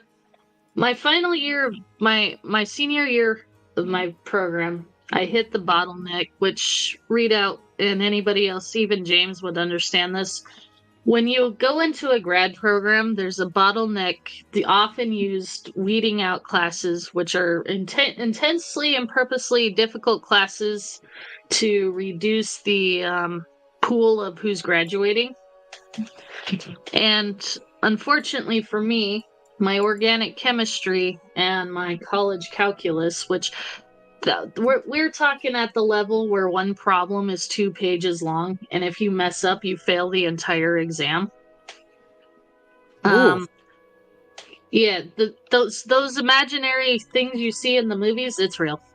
But we were dealing with those kind of problems in imaginary numbers, and needless to say, both the organic chem and the college calculus use the same formulas, and I took off the entire year, or not year. I took off the entire semester, hired a tutor, stalked my professors, and still failed. Yikes. But I'm sure you learned a lot along the way. I learned a lot. I'm curious as what you learned about imaginary numbers. Like, how easy is it to create an imaginary number? Well, apparently my answer didn't suffice, because before he posted the final grade, he actually sent me an email apologizing, saying I didn't fail the school system failed me. Wow. So you must have been pretty good at something. Well, I left an impression on him, and in the email he even Boys have a Sorry. Why are we looping that back? No, because I was scrolling through, but it's a touch. It's on a touchpad, and I'm using 2 fingers to scroll, and so sometimes it takes the input wrong. But so yeah, I do have a couple of biology degrees, but as you could tell, it didn't lead to the ultimate paper. But it is what it is. Just elfin magic. I just hit that one because I felt like it. I understand. Yeah, it sucks, and unfortunately, because of the level, because of all the money involved and everything like that, I couldn't go back and finish, even though it was my senior year. Like, hey, she's already paid up her college stuff now. Let's flunk her out and try and get her to come back and pay it again. Yeah, I mean, like I said, I at least have a couple of lesser degrees. It's not the end of the world. It's just, well, now even if I had gone through the grad program, I would be so much trouble because I don't believe the pseudoscience bullshit. I'm into real science. But it wasn't even that the science that I failed. It was literally the math that is non-existent. You can't make up your own numbers and imagine them? You're not good enough. Uh-huh. I never understood the concept of imaginary numbers. What the heck I mean, I went over that in algebra in high school and I can't remember any of it. So please give me a quick refresher. What is an imaginary number exactly? I don't know. I failed it, remember? But no, it was one of those that one question was the entire exam because of all the amount of work and stuff that goes into it. Yeah. And unfortunately, when you're dyslexic and dysgraphic, which means stuff moves around on the page on you, you're bound to mess up somewhere. And if you mess up in the beginning of the problem, even if they do partial points, you're screwed. Well, you should have just said the answer is 42. I actually had my... Is imaginary numbers like x plus y equals z?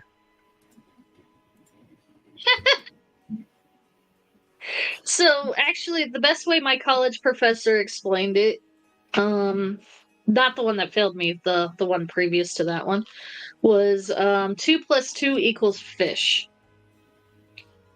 And your job's to figure out how it equals fish. That sounds like some equity bullshit. That's when you I think it's an inside joke. And say it's a special.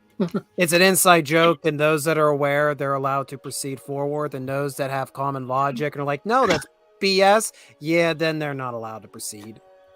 Yep. I have to admit, though, my psychology final exam was the easiest one.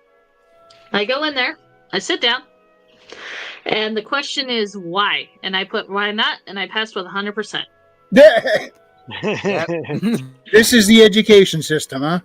Is that reverse psychology? Well, okay, so to get my associate's degree, I had to do just it wasn't basic level biology, but you could, for my level, it was basic level, right? And the final, which, because my score was high enough in the course, I could opt out of it. I sat down and I looked at the final. So they took an alien from the Alien movies, and they wanted us to describe its genus, phylum, and species into a specific category and why, and it had to match his answer or you would fail it. Needless to say, needless to say, I'm like, you know what? This is optional for me. I'm going to take that option and throw it right in the damn trash. Right. Star Fury says square root of -1 and is expressed as an I.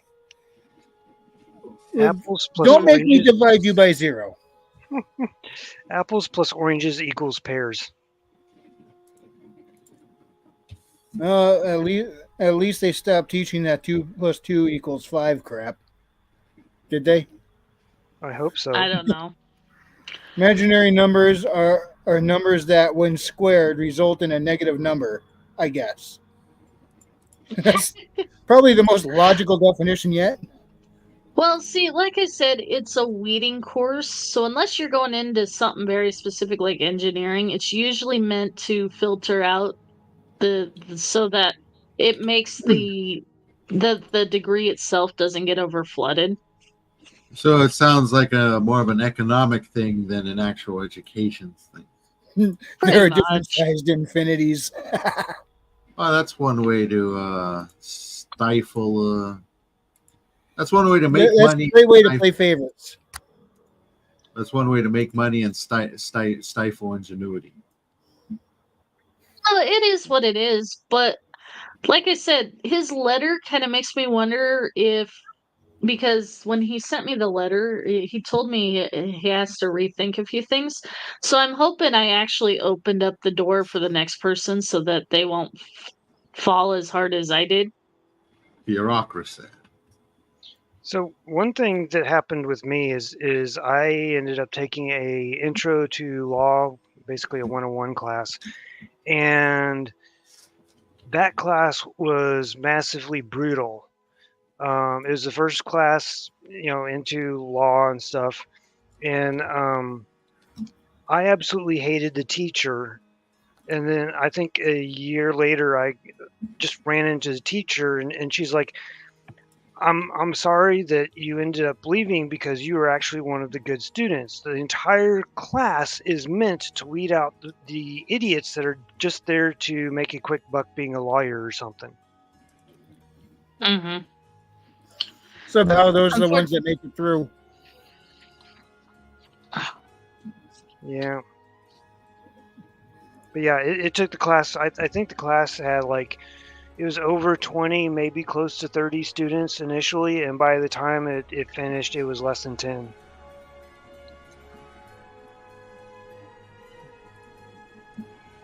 No, it is what it is. Like I said, I at least have a couple of lesser degrees. I can't call myself a scientist because I never got the graduate program. But Because science. yeah, science. It wasn't even science, it was math.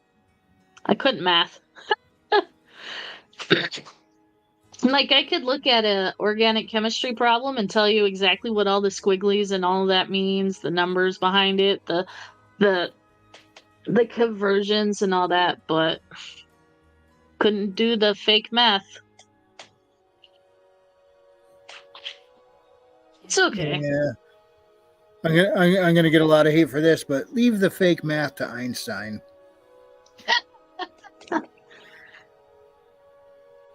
It is what it is, but I'm kind of glad I didn't go that route because I would have been fired in today's politics anyway. Yeah.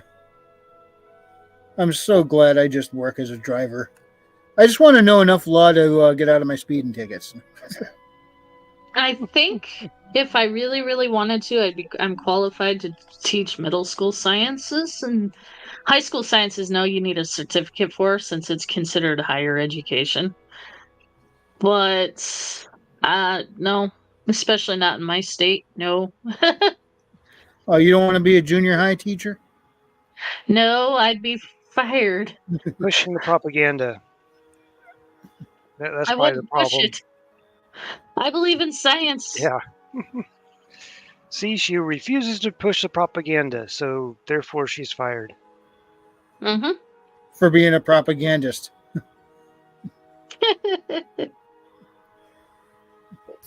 Actually, that was one of my favorite jobs, was working as a camp counselor. I taught science camp and wilderness survival. Oh, cool. Oh, it was a lot of fun. Especially teaching kids how to make starch putty and talking about meniscus and viscosity and all that stuff, just to watch them chuck it at each other. Oh, it was so much fun.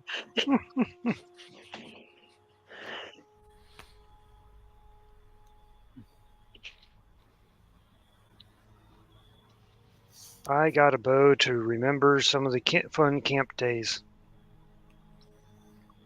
Star Fury says the past never cared about degrees to be called a scientist. Mendel was a friar as well as a biologist, mathematician, etc. Maji, don't let anyone tell you what you are or are not. Yeah, today we have all these experts who expertly know nothing. Yeah, I heard some of their degrees when they were like, they did this graduation video and talking about some of their stuff. I'm like, what the hell did they get to study in that shit? It sounds 100% made up. Yeah, and I don't think it's female going to... studies of social media and bullshit like that. I'm like, what the hell? That's a class? Come on. It's all No, for making it's a degree. It's That's a degree. And well, it's a brilliant degree because you get dumb and stupid people to sign up for college, spend hundreds of thousands of dollars to get this made up degree so that they can go and get a job at Starbucks. I have no room to talk. Well, I spent 9 years in school and work at retail. I went to art school. Yeah, and we can see it paid off. And that's not from the art school. The School of Max. No, I had yeah, go ahead. Well, just some of the degrees that, like Maji is talking about, I don't think that degree would ever get you an actual job for doing anything useful anywhere. At most, you might be able to get an office job, but I don't know that degree is actually going to help you get anywhere in life. As compared to some people, I know some people who an art degree, maybe not necessarily the art degree, but the people that they met helped them get, art jobs. Yeah, for sure. Like when out of art school, I got a lot of contracts through buddies and friends and things like that. I used to joke that a liberal arts degree can get you a job teaching liberal arts. Pretty much. Yeah. But like Or some of read the, out. He's probably clutching his desk, having traumatizing moments now, going, "Please not be in vain. Please not be in vain." He's not even around. Look, every day we get closer to November 5th, I scream that louder. No, you're one of the good ones. I think you'll make it far in the history world, especially since you're so keen on preserving the way it was in all facts. yeah. You're not like friggin' what's his bucket that's always writing history books that you swear he's constantly changing them. Bill O'Reilly or something like that. Oh, yeah, his sensationalized accounts. Killing blank. That's every title of every one of Bill O'Reilly's books. Killing blank. And then they get made into some docudrama or made into some audio drama. He got a deal with Fox News. It's... Yeah. He doesn't fabricate it because it's history, but he dramatizes what he shouldn't and then leaves out some facts. That's because it actually works the other way around. At this point, I believe just about everything's a scam. And the scam there is they find the story, they come up with the idea for the docudrama, then they write the book, peddle the book, work on the docudrama. It's all done at the same time. All those are done at the same time. So the book is made for the docudrama, not the other way around. And then I'll tell you how they make every one of these goddamn docudramas on the History Channel lately. They'll get these genuinely, knowledgeable historians. They'll film like a 2-hour interview with them. I would love to watch that 2-hour interview. What they do instead, they take fragments from it, throw them over this god-awful CGI or god-awful filming location. It's either in Harpers Ferry, West Virginia, or somewhere South Africa. I swear it's those two locations. I don't know why those two locations, but you get Harpers Ferry and you get all of South Africa. And that's the filming locations for every freaking History Channel docudrama. And it's always inaccurate or so vague that it's not really bringing any new information. Every year they've come out with a new president docudrama and they look the same and they're always so bland and they keep recycling more footage from each successive docudrama. It's, I hate them. There's far higher content, far more higher quality historical documentaries you can find on YouTube for free from people like the Fat Electrician than paying for History Channel horse crap. Mm-hmm. There's a lot of good ones. Between Part-Time Explorer, your channel, Fat Electrician, I mean, there is tons of knowledge without being fabricated bullshit. Star Fury says, Leonardo da Vinci, possibly one of history's greatest humans ever, wasn't a scientist, but look at what he did without the title. That's true. Da Vinci was amazing in figuring out things. It wasn't industrialized yet. And since we are discussing historical accuracies, turn down the background music. Have we officially scared the audience? Historically accurate representation of Japan by Ubisoft. Oh, jeez.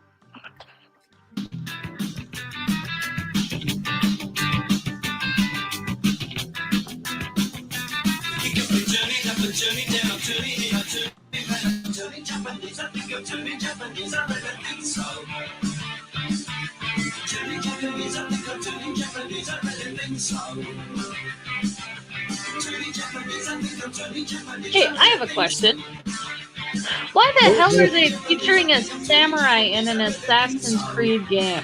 The samurai is the exact opposite of what the assassins stood for. Assassin's the Creed assassins Shadows. are the exact Culturally opposite appropriate of your what copy they in stood for. November.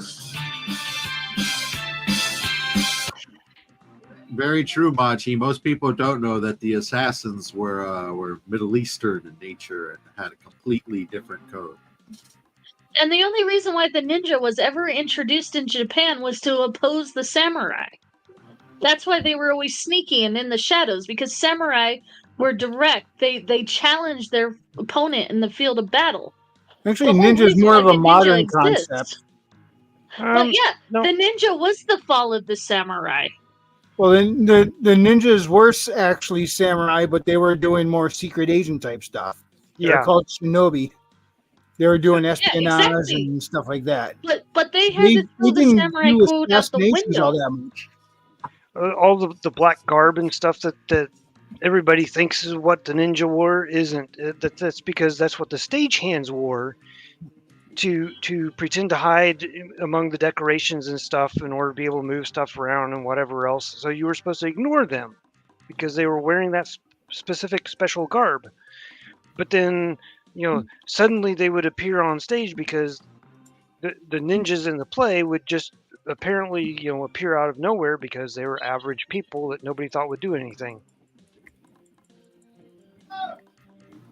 Star Fury says ninjas were active from 14th century when they were hired by the daimyo or feudal Japanese war for intelligence and counterintelligence. So yeah, why is there a samurai in Assassin's Creed as the main character? Same reason they did every other culture, because he's black.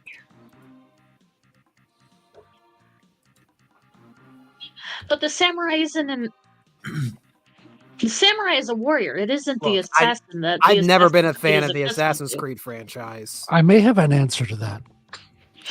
I went past the Ubisoft building when I came back from a run today, and there was a storm kind of like at the end of Ghostbusters over the building. I think there's a relation to that. so that probably has something to do with it. Could be, or it's a coincidence. Because every Assassin's Creed game is, wow, this is a great setting. Why couldn't it just be a standalone game in this historical time period? It doesn't have to be daisy chained for this boring plot about the whole Assassins and Templar stuff. I lost faith in Assassin's Creed when they killed off Desmond. I couldn't even keep up with the hell of the story was about. What are you about? Star Fury says there's a black samurai as an assassin in Assassin's Creed because political Exactly. correctness. Yeah, because he's black. I mean, that answers the entire question. Is he's black? Yeah. Yay. And don't you know people really love anime? Like Japan is really in right now.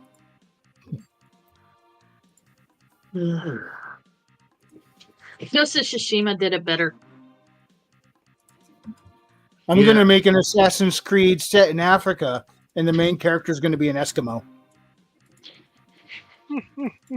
because Very thought-provoking, Wrangler. because diversity.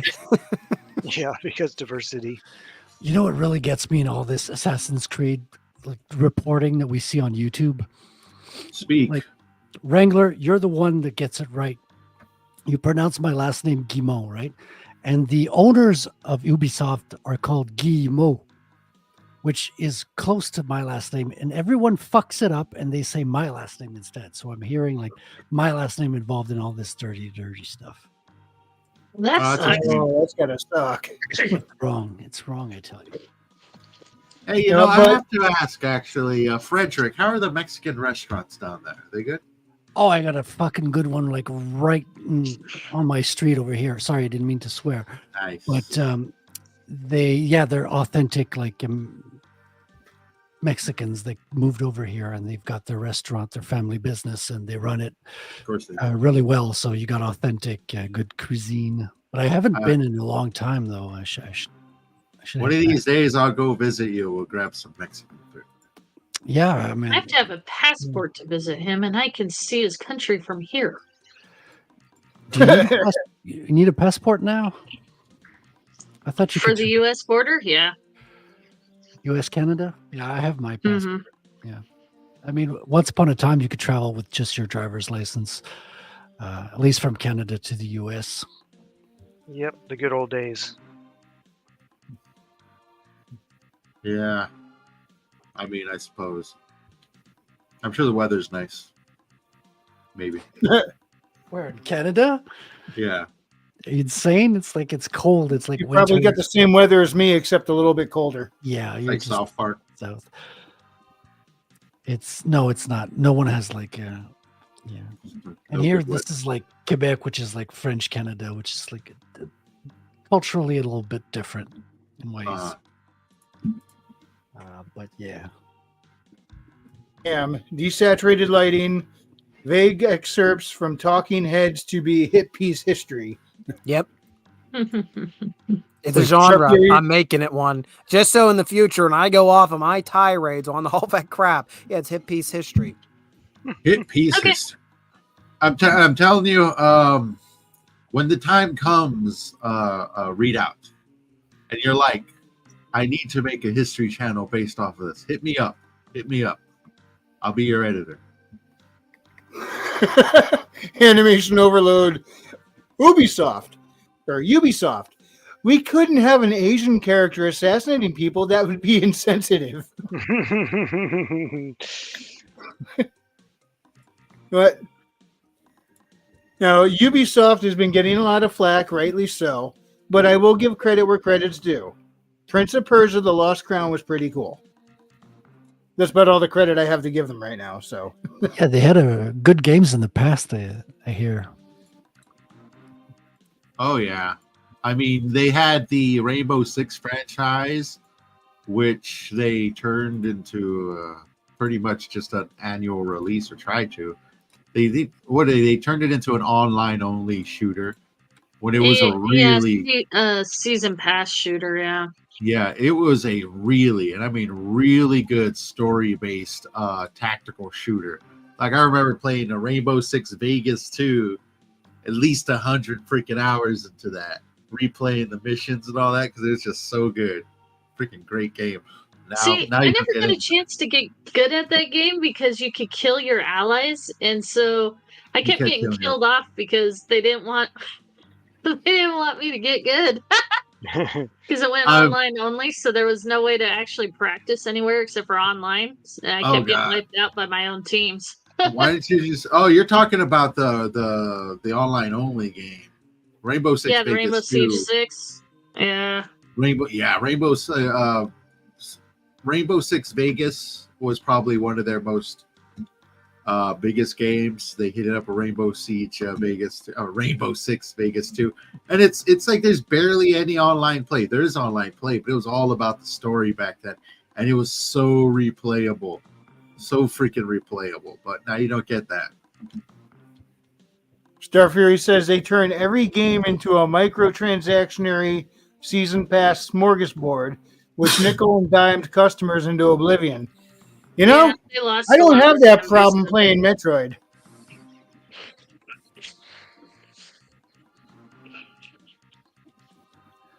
But arcades Well, back like in the for day, man, Horizon- they used to suck. They had a bunch of microtransactions. Like Right? Yeah. You want to know what the first arcade game was that was there to start that started doing microtransactions within the gameplay? Was Double Dragon Oblivion 3. Horse Armor.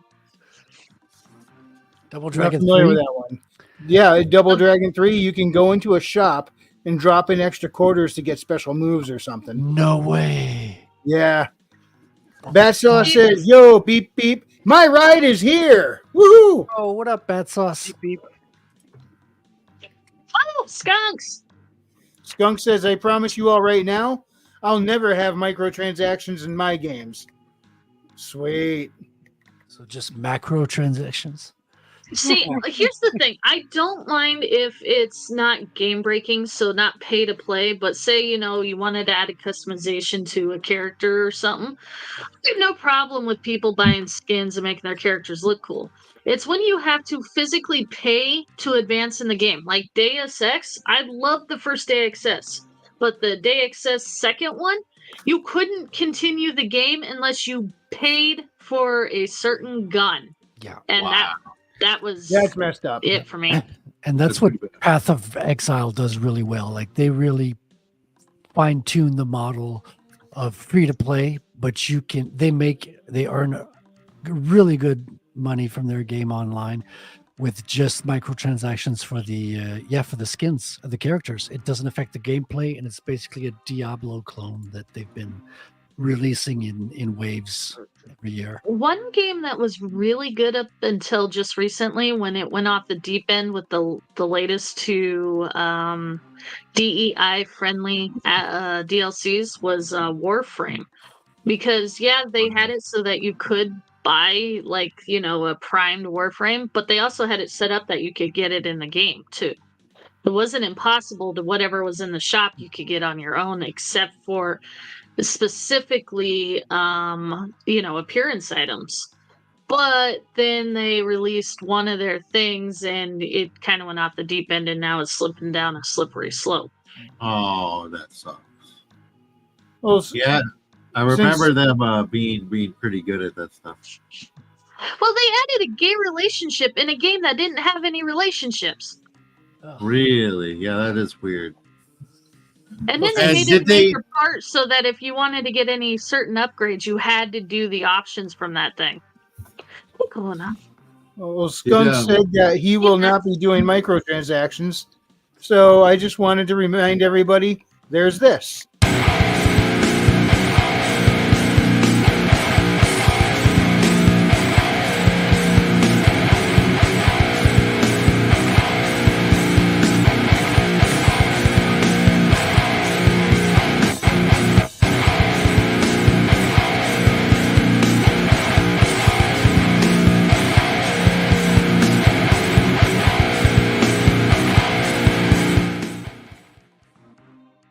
I really love that tank that's totally not R2D2. I still think that second dude looks like AC. He really does. I thought it was at first too. You're not the only one. But it's kind of funny. You mentioned gay, and then Kahuna pops in. Kahuna, you'd be so glad Billy Bob's not here tonight. He would have jumped all over that. Batsaw says Warframe took forever to unlock anything to the point you kind of had to pay to unlock anything. Well, I didn't think it was that bad. It was still an option, though. I never played it, so I know nothing about the game. I can't say. I I like remember- I've been stuck in my Metroidvanias all this time. I haven't had to deal with any of this crap. I remember being in the guild, and it wasn't that hard when you were around people who knew what they were doing. It's like, all right, just do this mission. Cool, you got that. All right, let's do this mission. Cool, you got that. Like by the end of the day, it's like, you got a Warframe. Like, yeah, look at me and the Warframe. But you know how I keep saying, my books were conceived as video games, as Metroidvanias, which is pretty obvious when you think about it. But you notice I had Haley and Elizabeth together the entire second book. Mhm. I want to figure out how to make a 2-player Metroidvania. That probably would have to require online though, because doing a split screen on a Metroidvania would be Smash be kind of Brothers? difficult. Yeah, but I thought it'd be cool if that's one thing that always bugged me. I always wish there was a way to do a Metroidvania that was 2-player co-op, and now we have the tech to do it. Because not only do so many games do split screen, although I don't think split screen would be best for that kind of game. You can do it networking. There's no reason you can't have 2 characters controlled by different people from different terminals, and you can cooperate together. Green is a dead art. Most games don't do it anymore. What's a dead art? Split screens. Yeah, kind of hard. Yeah, Mario Kart still does it. But okay, outside of Nintendo, can you think of any game that still does a split screen? Doesn't Halo and Call of Duty thrive off split screens? I didn't know you remember do co-op one. games with Call of Duty. Yeah, I remember one party over at somebody's Okay, place Rocket where we League, did you split and screen. Skunks. But I don't remember which version that was.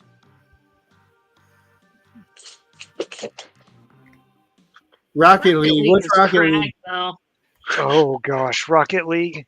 So Rocket League is Correct. an RC car in a indoor soccer arena, and so you use the RC car to bounce a soccer ball around the soccer field and try to score goals like in soccer. Only you're using the RC car. And Well, there's sounds no like it could be gravity. fun. Yeah, Well, okay, there's slight gravity, but gravity's non-existent. So the physics are all bad in the game.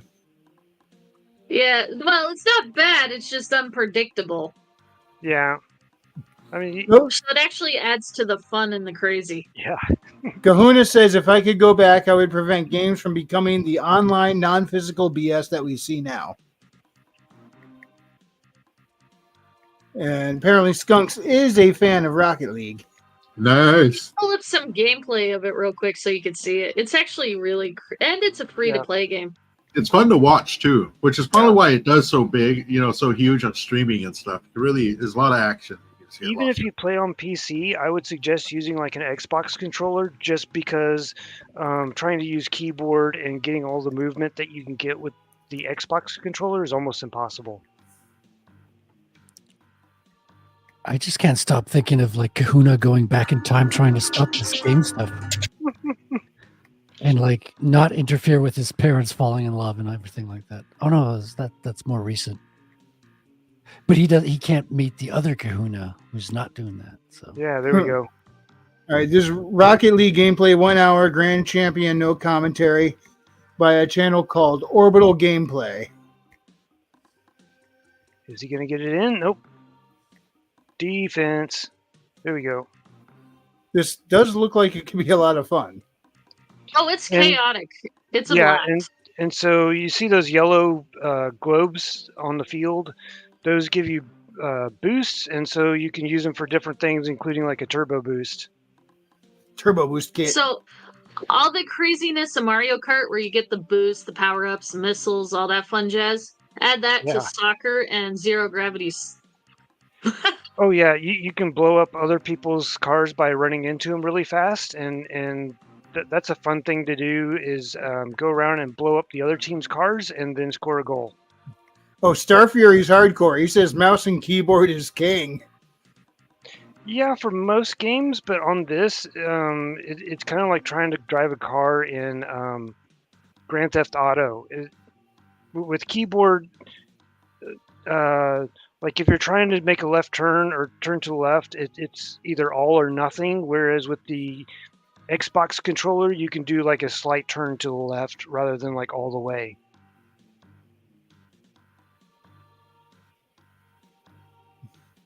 I see what you mean about the lack of gravity there. The physics look real floaty. They are. Yeah, and it also kind of depends on the field. Like certain fields will have certain things. Like I think there's one that's kind of in outer space or something. But also different fields will have different setups. Like there's one that has the main field in the middle, and then on either side of it, you have like a riser that just gives you some height, and it just gives you extra space to jump and bounce things off of.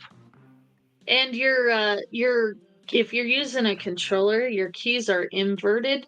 So if you're trying to go forward, you're actually going backwards. If you try to go left, you go right. It takes some getting used to. The very first time I had played it, we had a dome arena, and I ended up on the roof, and I'm like, I have no idea what the hell I'm doing. Yeah, that's one thing. Is if you stop while you're on the roof, you'll fall. But if you keep going, if you're going fast enough, you can go all the way up one wall, across the ceiling, and down the other wall. It's a blast. Only if you're going fast enough.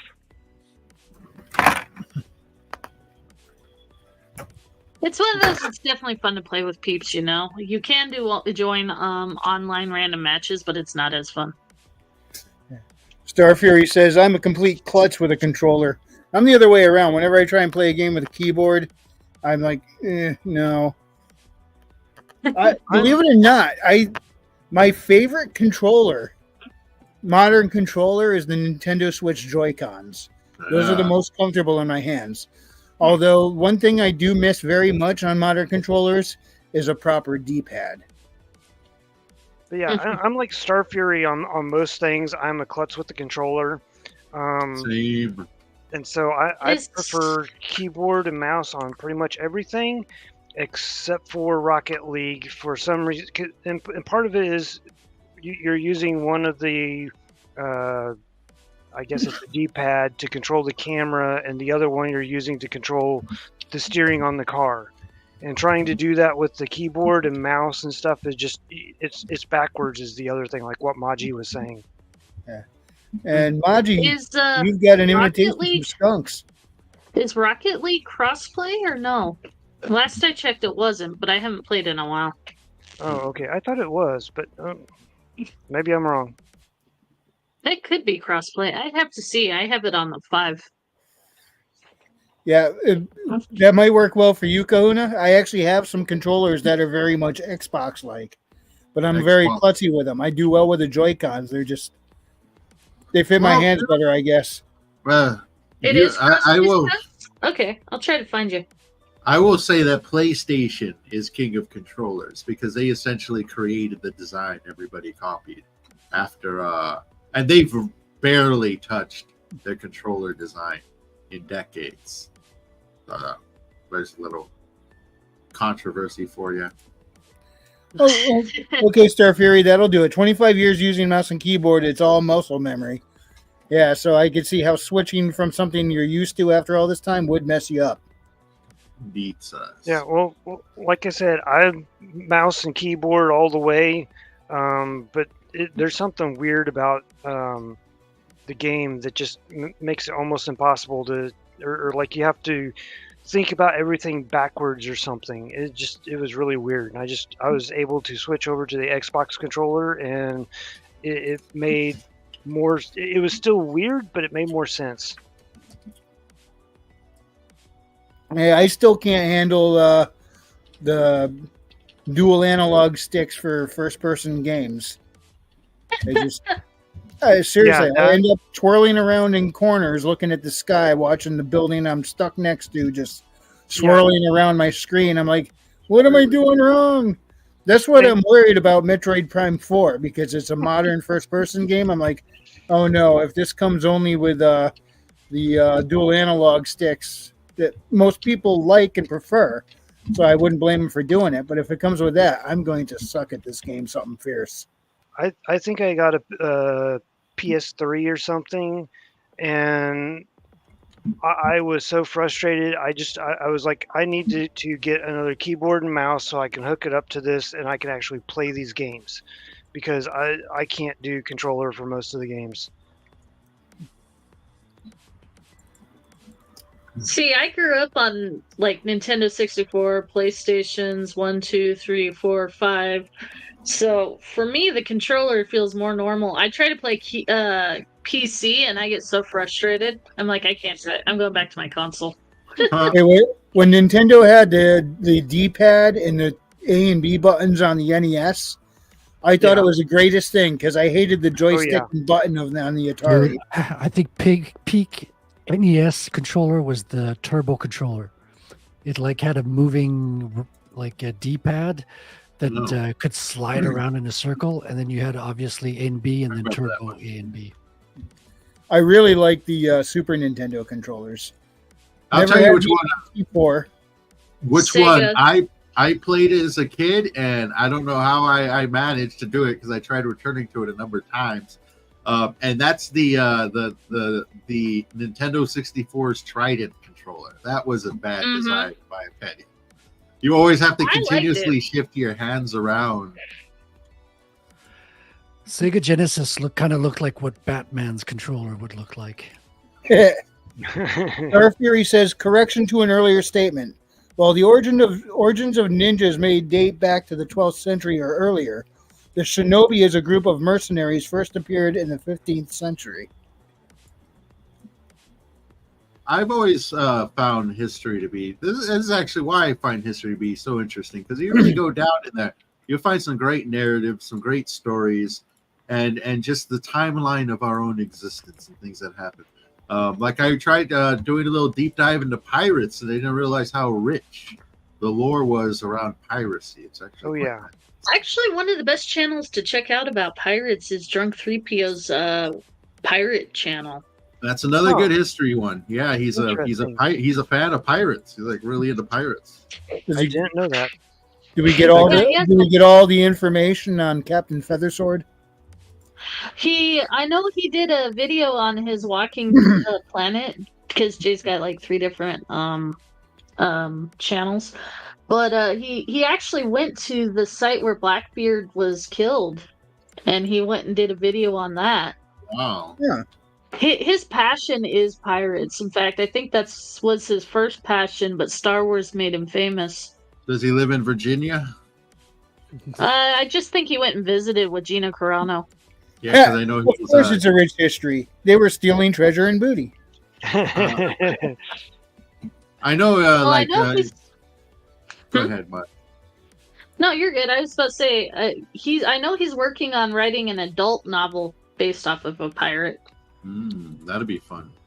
Because piracy, you know, they weren't as vicious and brutal as they depicted them. Not all of them, anyways. There were those that were, but you know, there were some pirates that were known for just taking what they needed and leaving the crew on a deserted island near a well-traveled route. It's like, all right, a couple days, somebody will pick you guys up. We're just gonna take our stuff. So there was some pirates, when they'd see their flags, they just would stop the ship, let them take what they want. They know you're not going to harm any of us. We'll just be on our way. Oh, So it's didn't at one interesting. time most of the British Navy weren't they pirates? I think there was something like that. I know that a good place to start for pirate history is the Buccaneers. They had an entire, like, actual. They were almost like a cartel, if you would. Just how organized they were. That's what I was looking for. They're very organized. Basically like an army of pirates. That I'm sounds sure. so cool. Yeah, there's a bunch of freaking. You look into any history with like something like piracy or Vikings or any stuff like that. There's always so much rich history to pull from and explore. Read This out is just from shared this 3PO YouTube channel. channel. So, go ahead, read out. Readout would know the channel. History And of I pirates. I know it dropped for in a reasons. link in the chat. What's a pretty good Norse channel that really taught me a lot about real Norse mythology and how little we actually know about it is a Norse expert named Jackson Crawford. He has a channel where he talks all about different Norse things, and it's just his name, Jackson Crawford. And he just looks like a good old boy chilling with a cowboy hat on. Got a deep voice like this, and I'm going to go ahead and tell you about Valkyries today. Pretty freaking chill. Yeah. I was listening to a 40-minute video about Valkyries. And you learn a lot about old school culture researching these things, because there's a lot of their actual culture. I mean, well, the myths and stuff are their culture, but you know, you get to get kind of like viewpoints of how they saw the world. And their standards and stuff. Readout. In the War of 1812, didn't the U.S. enlist some pirates with that one? The Battle of New Orleans, That's what I thought. Jackson basically paid a pirate's like, dude, I really need your artillery pieces right now. And the pirate's like, well, for how much? And Jackson's like, here you go. See? Even U.S. Although did some piracy. The army that Jackson had at New Orleans is just batshit. Marty, you broke up. It Try was again. hodgepodge. Hell no, I was saying even the U.S. enlisted pirates at one time. Yeah. And actually, your breakup might have just been on my end. I just realized all my screens were buffering for a second. Now, Star Fury said the best pirates were British privateers. They got a letter of marque to go home, go ham on enemy shipping. Pirate I think Patriot. that's what they were used for a lot of time, is just mercenary armies and stuff. Yeah. They can do But the thing. speaking of pirates, where was it here? In 1798, John Sullivan's family was kidnapped by Barbary pirates and sold into slavery. In 1803, Sully set sail out of Pennsylvania to take them back. Blood and Oak, link in the description. The Barbary Pirates. Pirates. That's an actual pirate group too. I enjoyed that. Yeah, Oh, I you- still oh, need that's to. right, I you still read need it. to eat Wolves Will Eat, which is the follow-up to it. I haven't read that yet. Yeah, I've seen it and it's been promoted to me. I've got some other things on my stack to read it through. Kahuna. Yeah. What is this? You just. Oh, you didn't hear about this? No. Netflix- It's a new Netflix series and they have a wow. black woman that's in charge of the Norse Village. Good luck. Like Like I said, I was just I'd like to listening see to. a woman in charge of a Norse village. Period. I ain't even touching that. Like literally the beauty standards for the Norse were blonde and pale as shit. So like, okay. Political correctness. It is here for our entertainment. Yeah, dude, that's bad. Well, I think it's time to wrap up. How about you guys? I agree. We're at that partying plug time. So But there's so much James. more horribleness to talk about in the world. I, Yeah, it's I know, but we could go down a rabbit hole we don't dare go touch with that. I live in the rabbit holes. Yeah, you I know are in you do. Pennsylvania. It's basically rabbit hole country these days.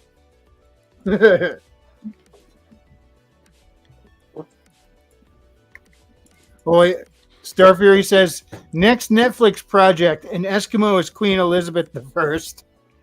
Oh, I got one for you.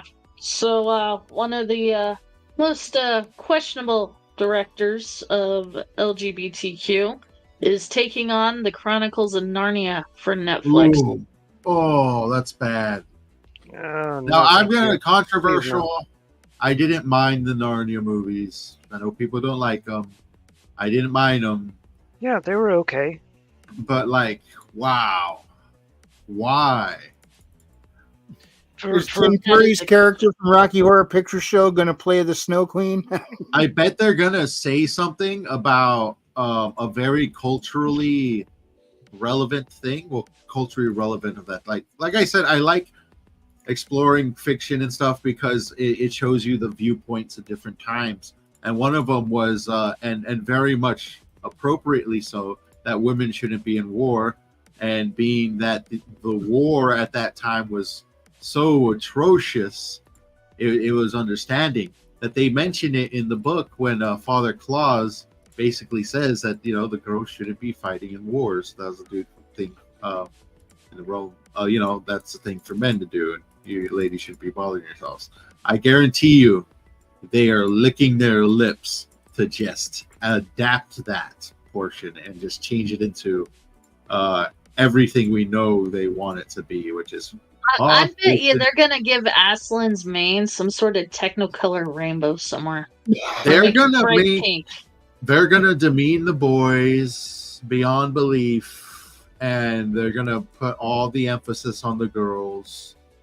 It's gonna be ridiculous. It's gonna be bad. Those are like, you know, I enjoyed the world for what it was. I couldn't get into the books. I tried, but you know, as somebody who writes his own fiction, nobody wants to see this happen. It's atrocious and it's personally offensive. Yeah. Well, I guess we have a whole new definition to the transatlantic accent now. Jeez. With that, I hope not. night everybody. Yeah, let's do some Barton plugs. James. Yes, I'm going to be having a video release on the 15th, and I will have a horror short story releasing sometime after that. Please follow all my stuff at worldwithoutendlore.substack.com. I'll be releasing them both there, and my premium subscribers will be getting the video and the story as soon as they're officially done. And the video will be releasing for my premium subscribers probably in the next 2 to 3 days. So if you want to check out that video, and the video in itself is a fully dramatized audio read of Glimmerleaf. It's about 45 minutes. It's fully dramatized, has a lot of art in it. I've been working really hard on it. I really hope you guys enjoy I'm it. excited for this. Yes. I know you put in a lot of work for it.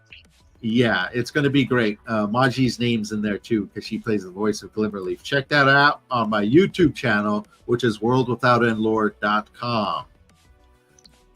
All right, Maji. Hi. Well, hi. I'm working on it, as you can see. I'm working on it. But you can find me hanging out in a drink with Crazy. We are not affiliated, but that's where I hang out, is his Discord.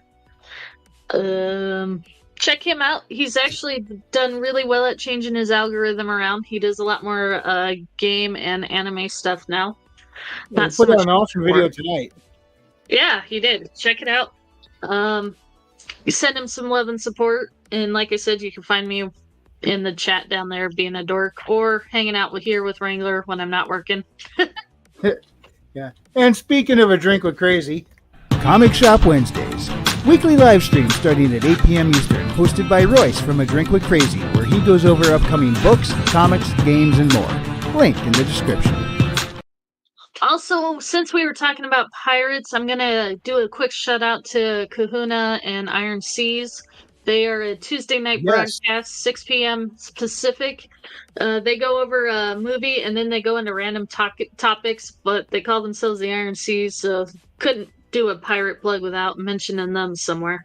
It's Kahuna, Evele, AC, and Bats, who I saw earlier. So check them out. They're a bunch of fun too. yep. And I think they go over at least one movie a week, see if it holds up, if it floats or if it sinks, right? And they compete against each other to see who the audience will vote for the movie. They all pick one, and then they try to outdo each other on who's going to vote for what. Yes, they do. All right, Raven. I am actually going to call out Record of the Paladins by B.P. McCoppin. Yeah, Put a lot of books in this flooding and stuff, so if you've not read any, I suggest picking up one of the books. He's also got some cool merch. Get one of them shirts with the paladin shields on it. And obviously, by buying the stuff, you're helping him out. Yep, and he's. I think I know he was in the way of the last hurricane. I don't know if he's in the way of this next one. I hope he's Hopefully not. He's still trying to piece together his house. Yep. Yikes. Yeah, he got hit pretty hard. His whole bottom, because he has a 2-story house.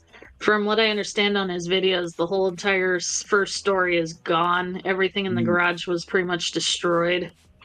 Oof. That's bad. Readout. Yeah. Well, it's time for me to chill. Yep, nah. Man, I'm not feeling it. Well, if you want to head over to my channel, we do have the last of our Virginia episodes of Retracing History. I think we've been talking about Virginia for about over a month now. So we talked about the Field of Lost Shoes this past Saturday, the scene of a particular charge in the American Civil War involving, to my knowledge, the only time a student body participated in a battle in American history. So actually having students on the battlefield fighting it out. So that's what Field of Lost Shoes is all about. Consider checking it out. And we are about 50 subscribers away from hitting 3,000. So it'd be kind of nice if we could hit that before the month's over. Would appreciate it. So spread the word to friends and family who may have an interest in getting some historical education. Yeah, I know what I said. We love getting educated. Frederick. imakecomics.com is the website. It'll take you to rateldacomic.com. And I'm not working on Ratel tonight. I'm working on this commission with it, which I think has come pretty good. I started from 0 tonight. Whoop. Wrong one. There we go. Camera's not as good as the other one, but you can get it. Hey, look, that's what masculinity looks like, folks. Yeah, it's not done. There's still a lot of details to add to it, but I think it's got a good foundation. All right. No, And I it says- like your Field of Lost Shoes, though. Read out. I watched that this morning. That one was good. Oh, I appreciate it. And of course, you can find my stuff on Amazon, Haley Star Bad Kitty and Bad Kitty Haley's World. And you could also find me on the X Twitter, Truth and Minds under Frequency Studios. And of course, I also have the Substack, which I should be putting the Legend of Shalar story up on soon. And also, do not forget a lot of folks in the storm. Please, prayers go out to them because we got another one coming in, and yeah, they're having a rough time. So all prayers to those guys. The more the better. And let's see. Star Fury says good thoughts to all those on the path of Mother Nature. Skunk says, yeah, that last video was great. Read out, well done. And Star Fury says, that's what real art looks like. Nice. Thank you. All right. If you enjoyed this presentation, hit the like. And if you didn't, I appreciate you stopping by. We'll see you next time. And God bless. See ya!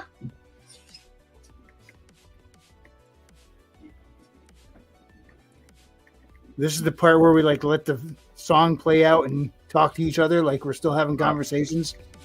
Okay. You ever see those the game shows where they bring the music up and they're sitting there just talking to each other like they're having a casual conversation? Do you think they're Every actually saying 90s game anything? show ever. Yeah. Maybe. Do you think they're actually having a conversation, or are they just acting like they're talking until the time runs out?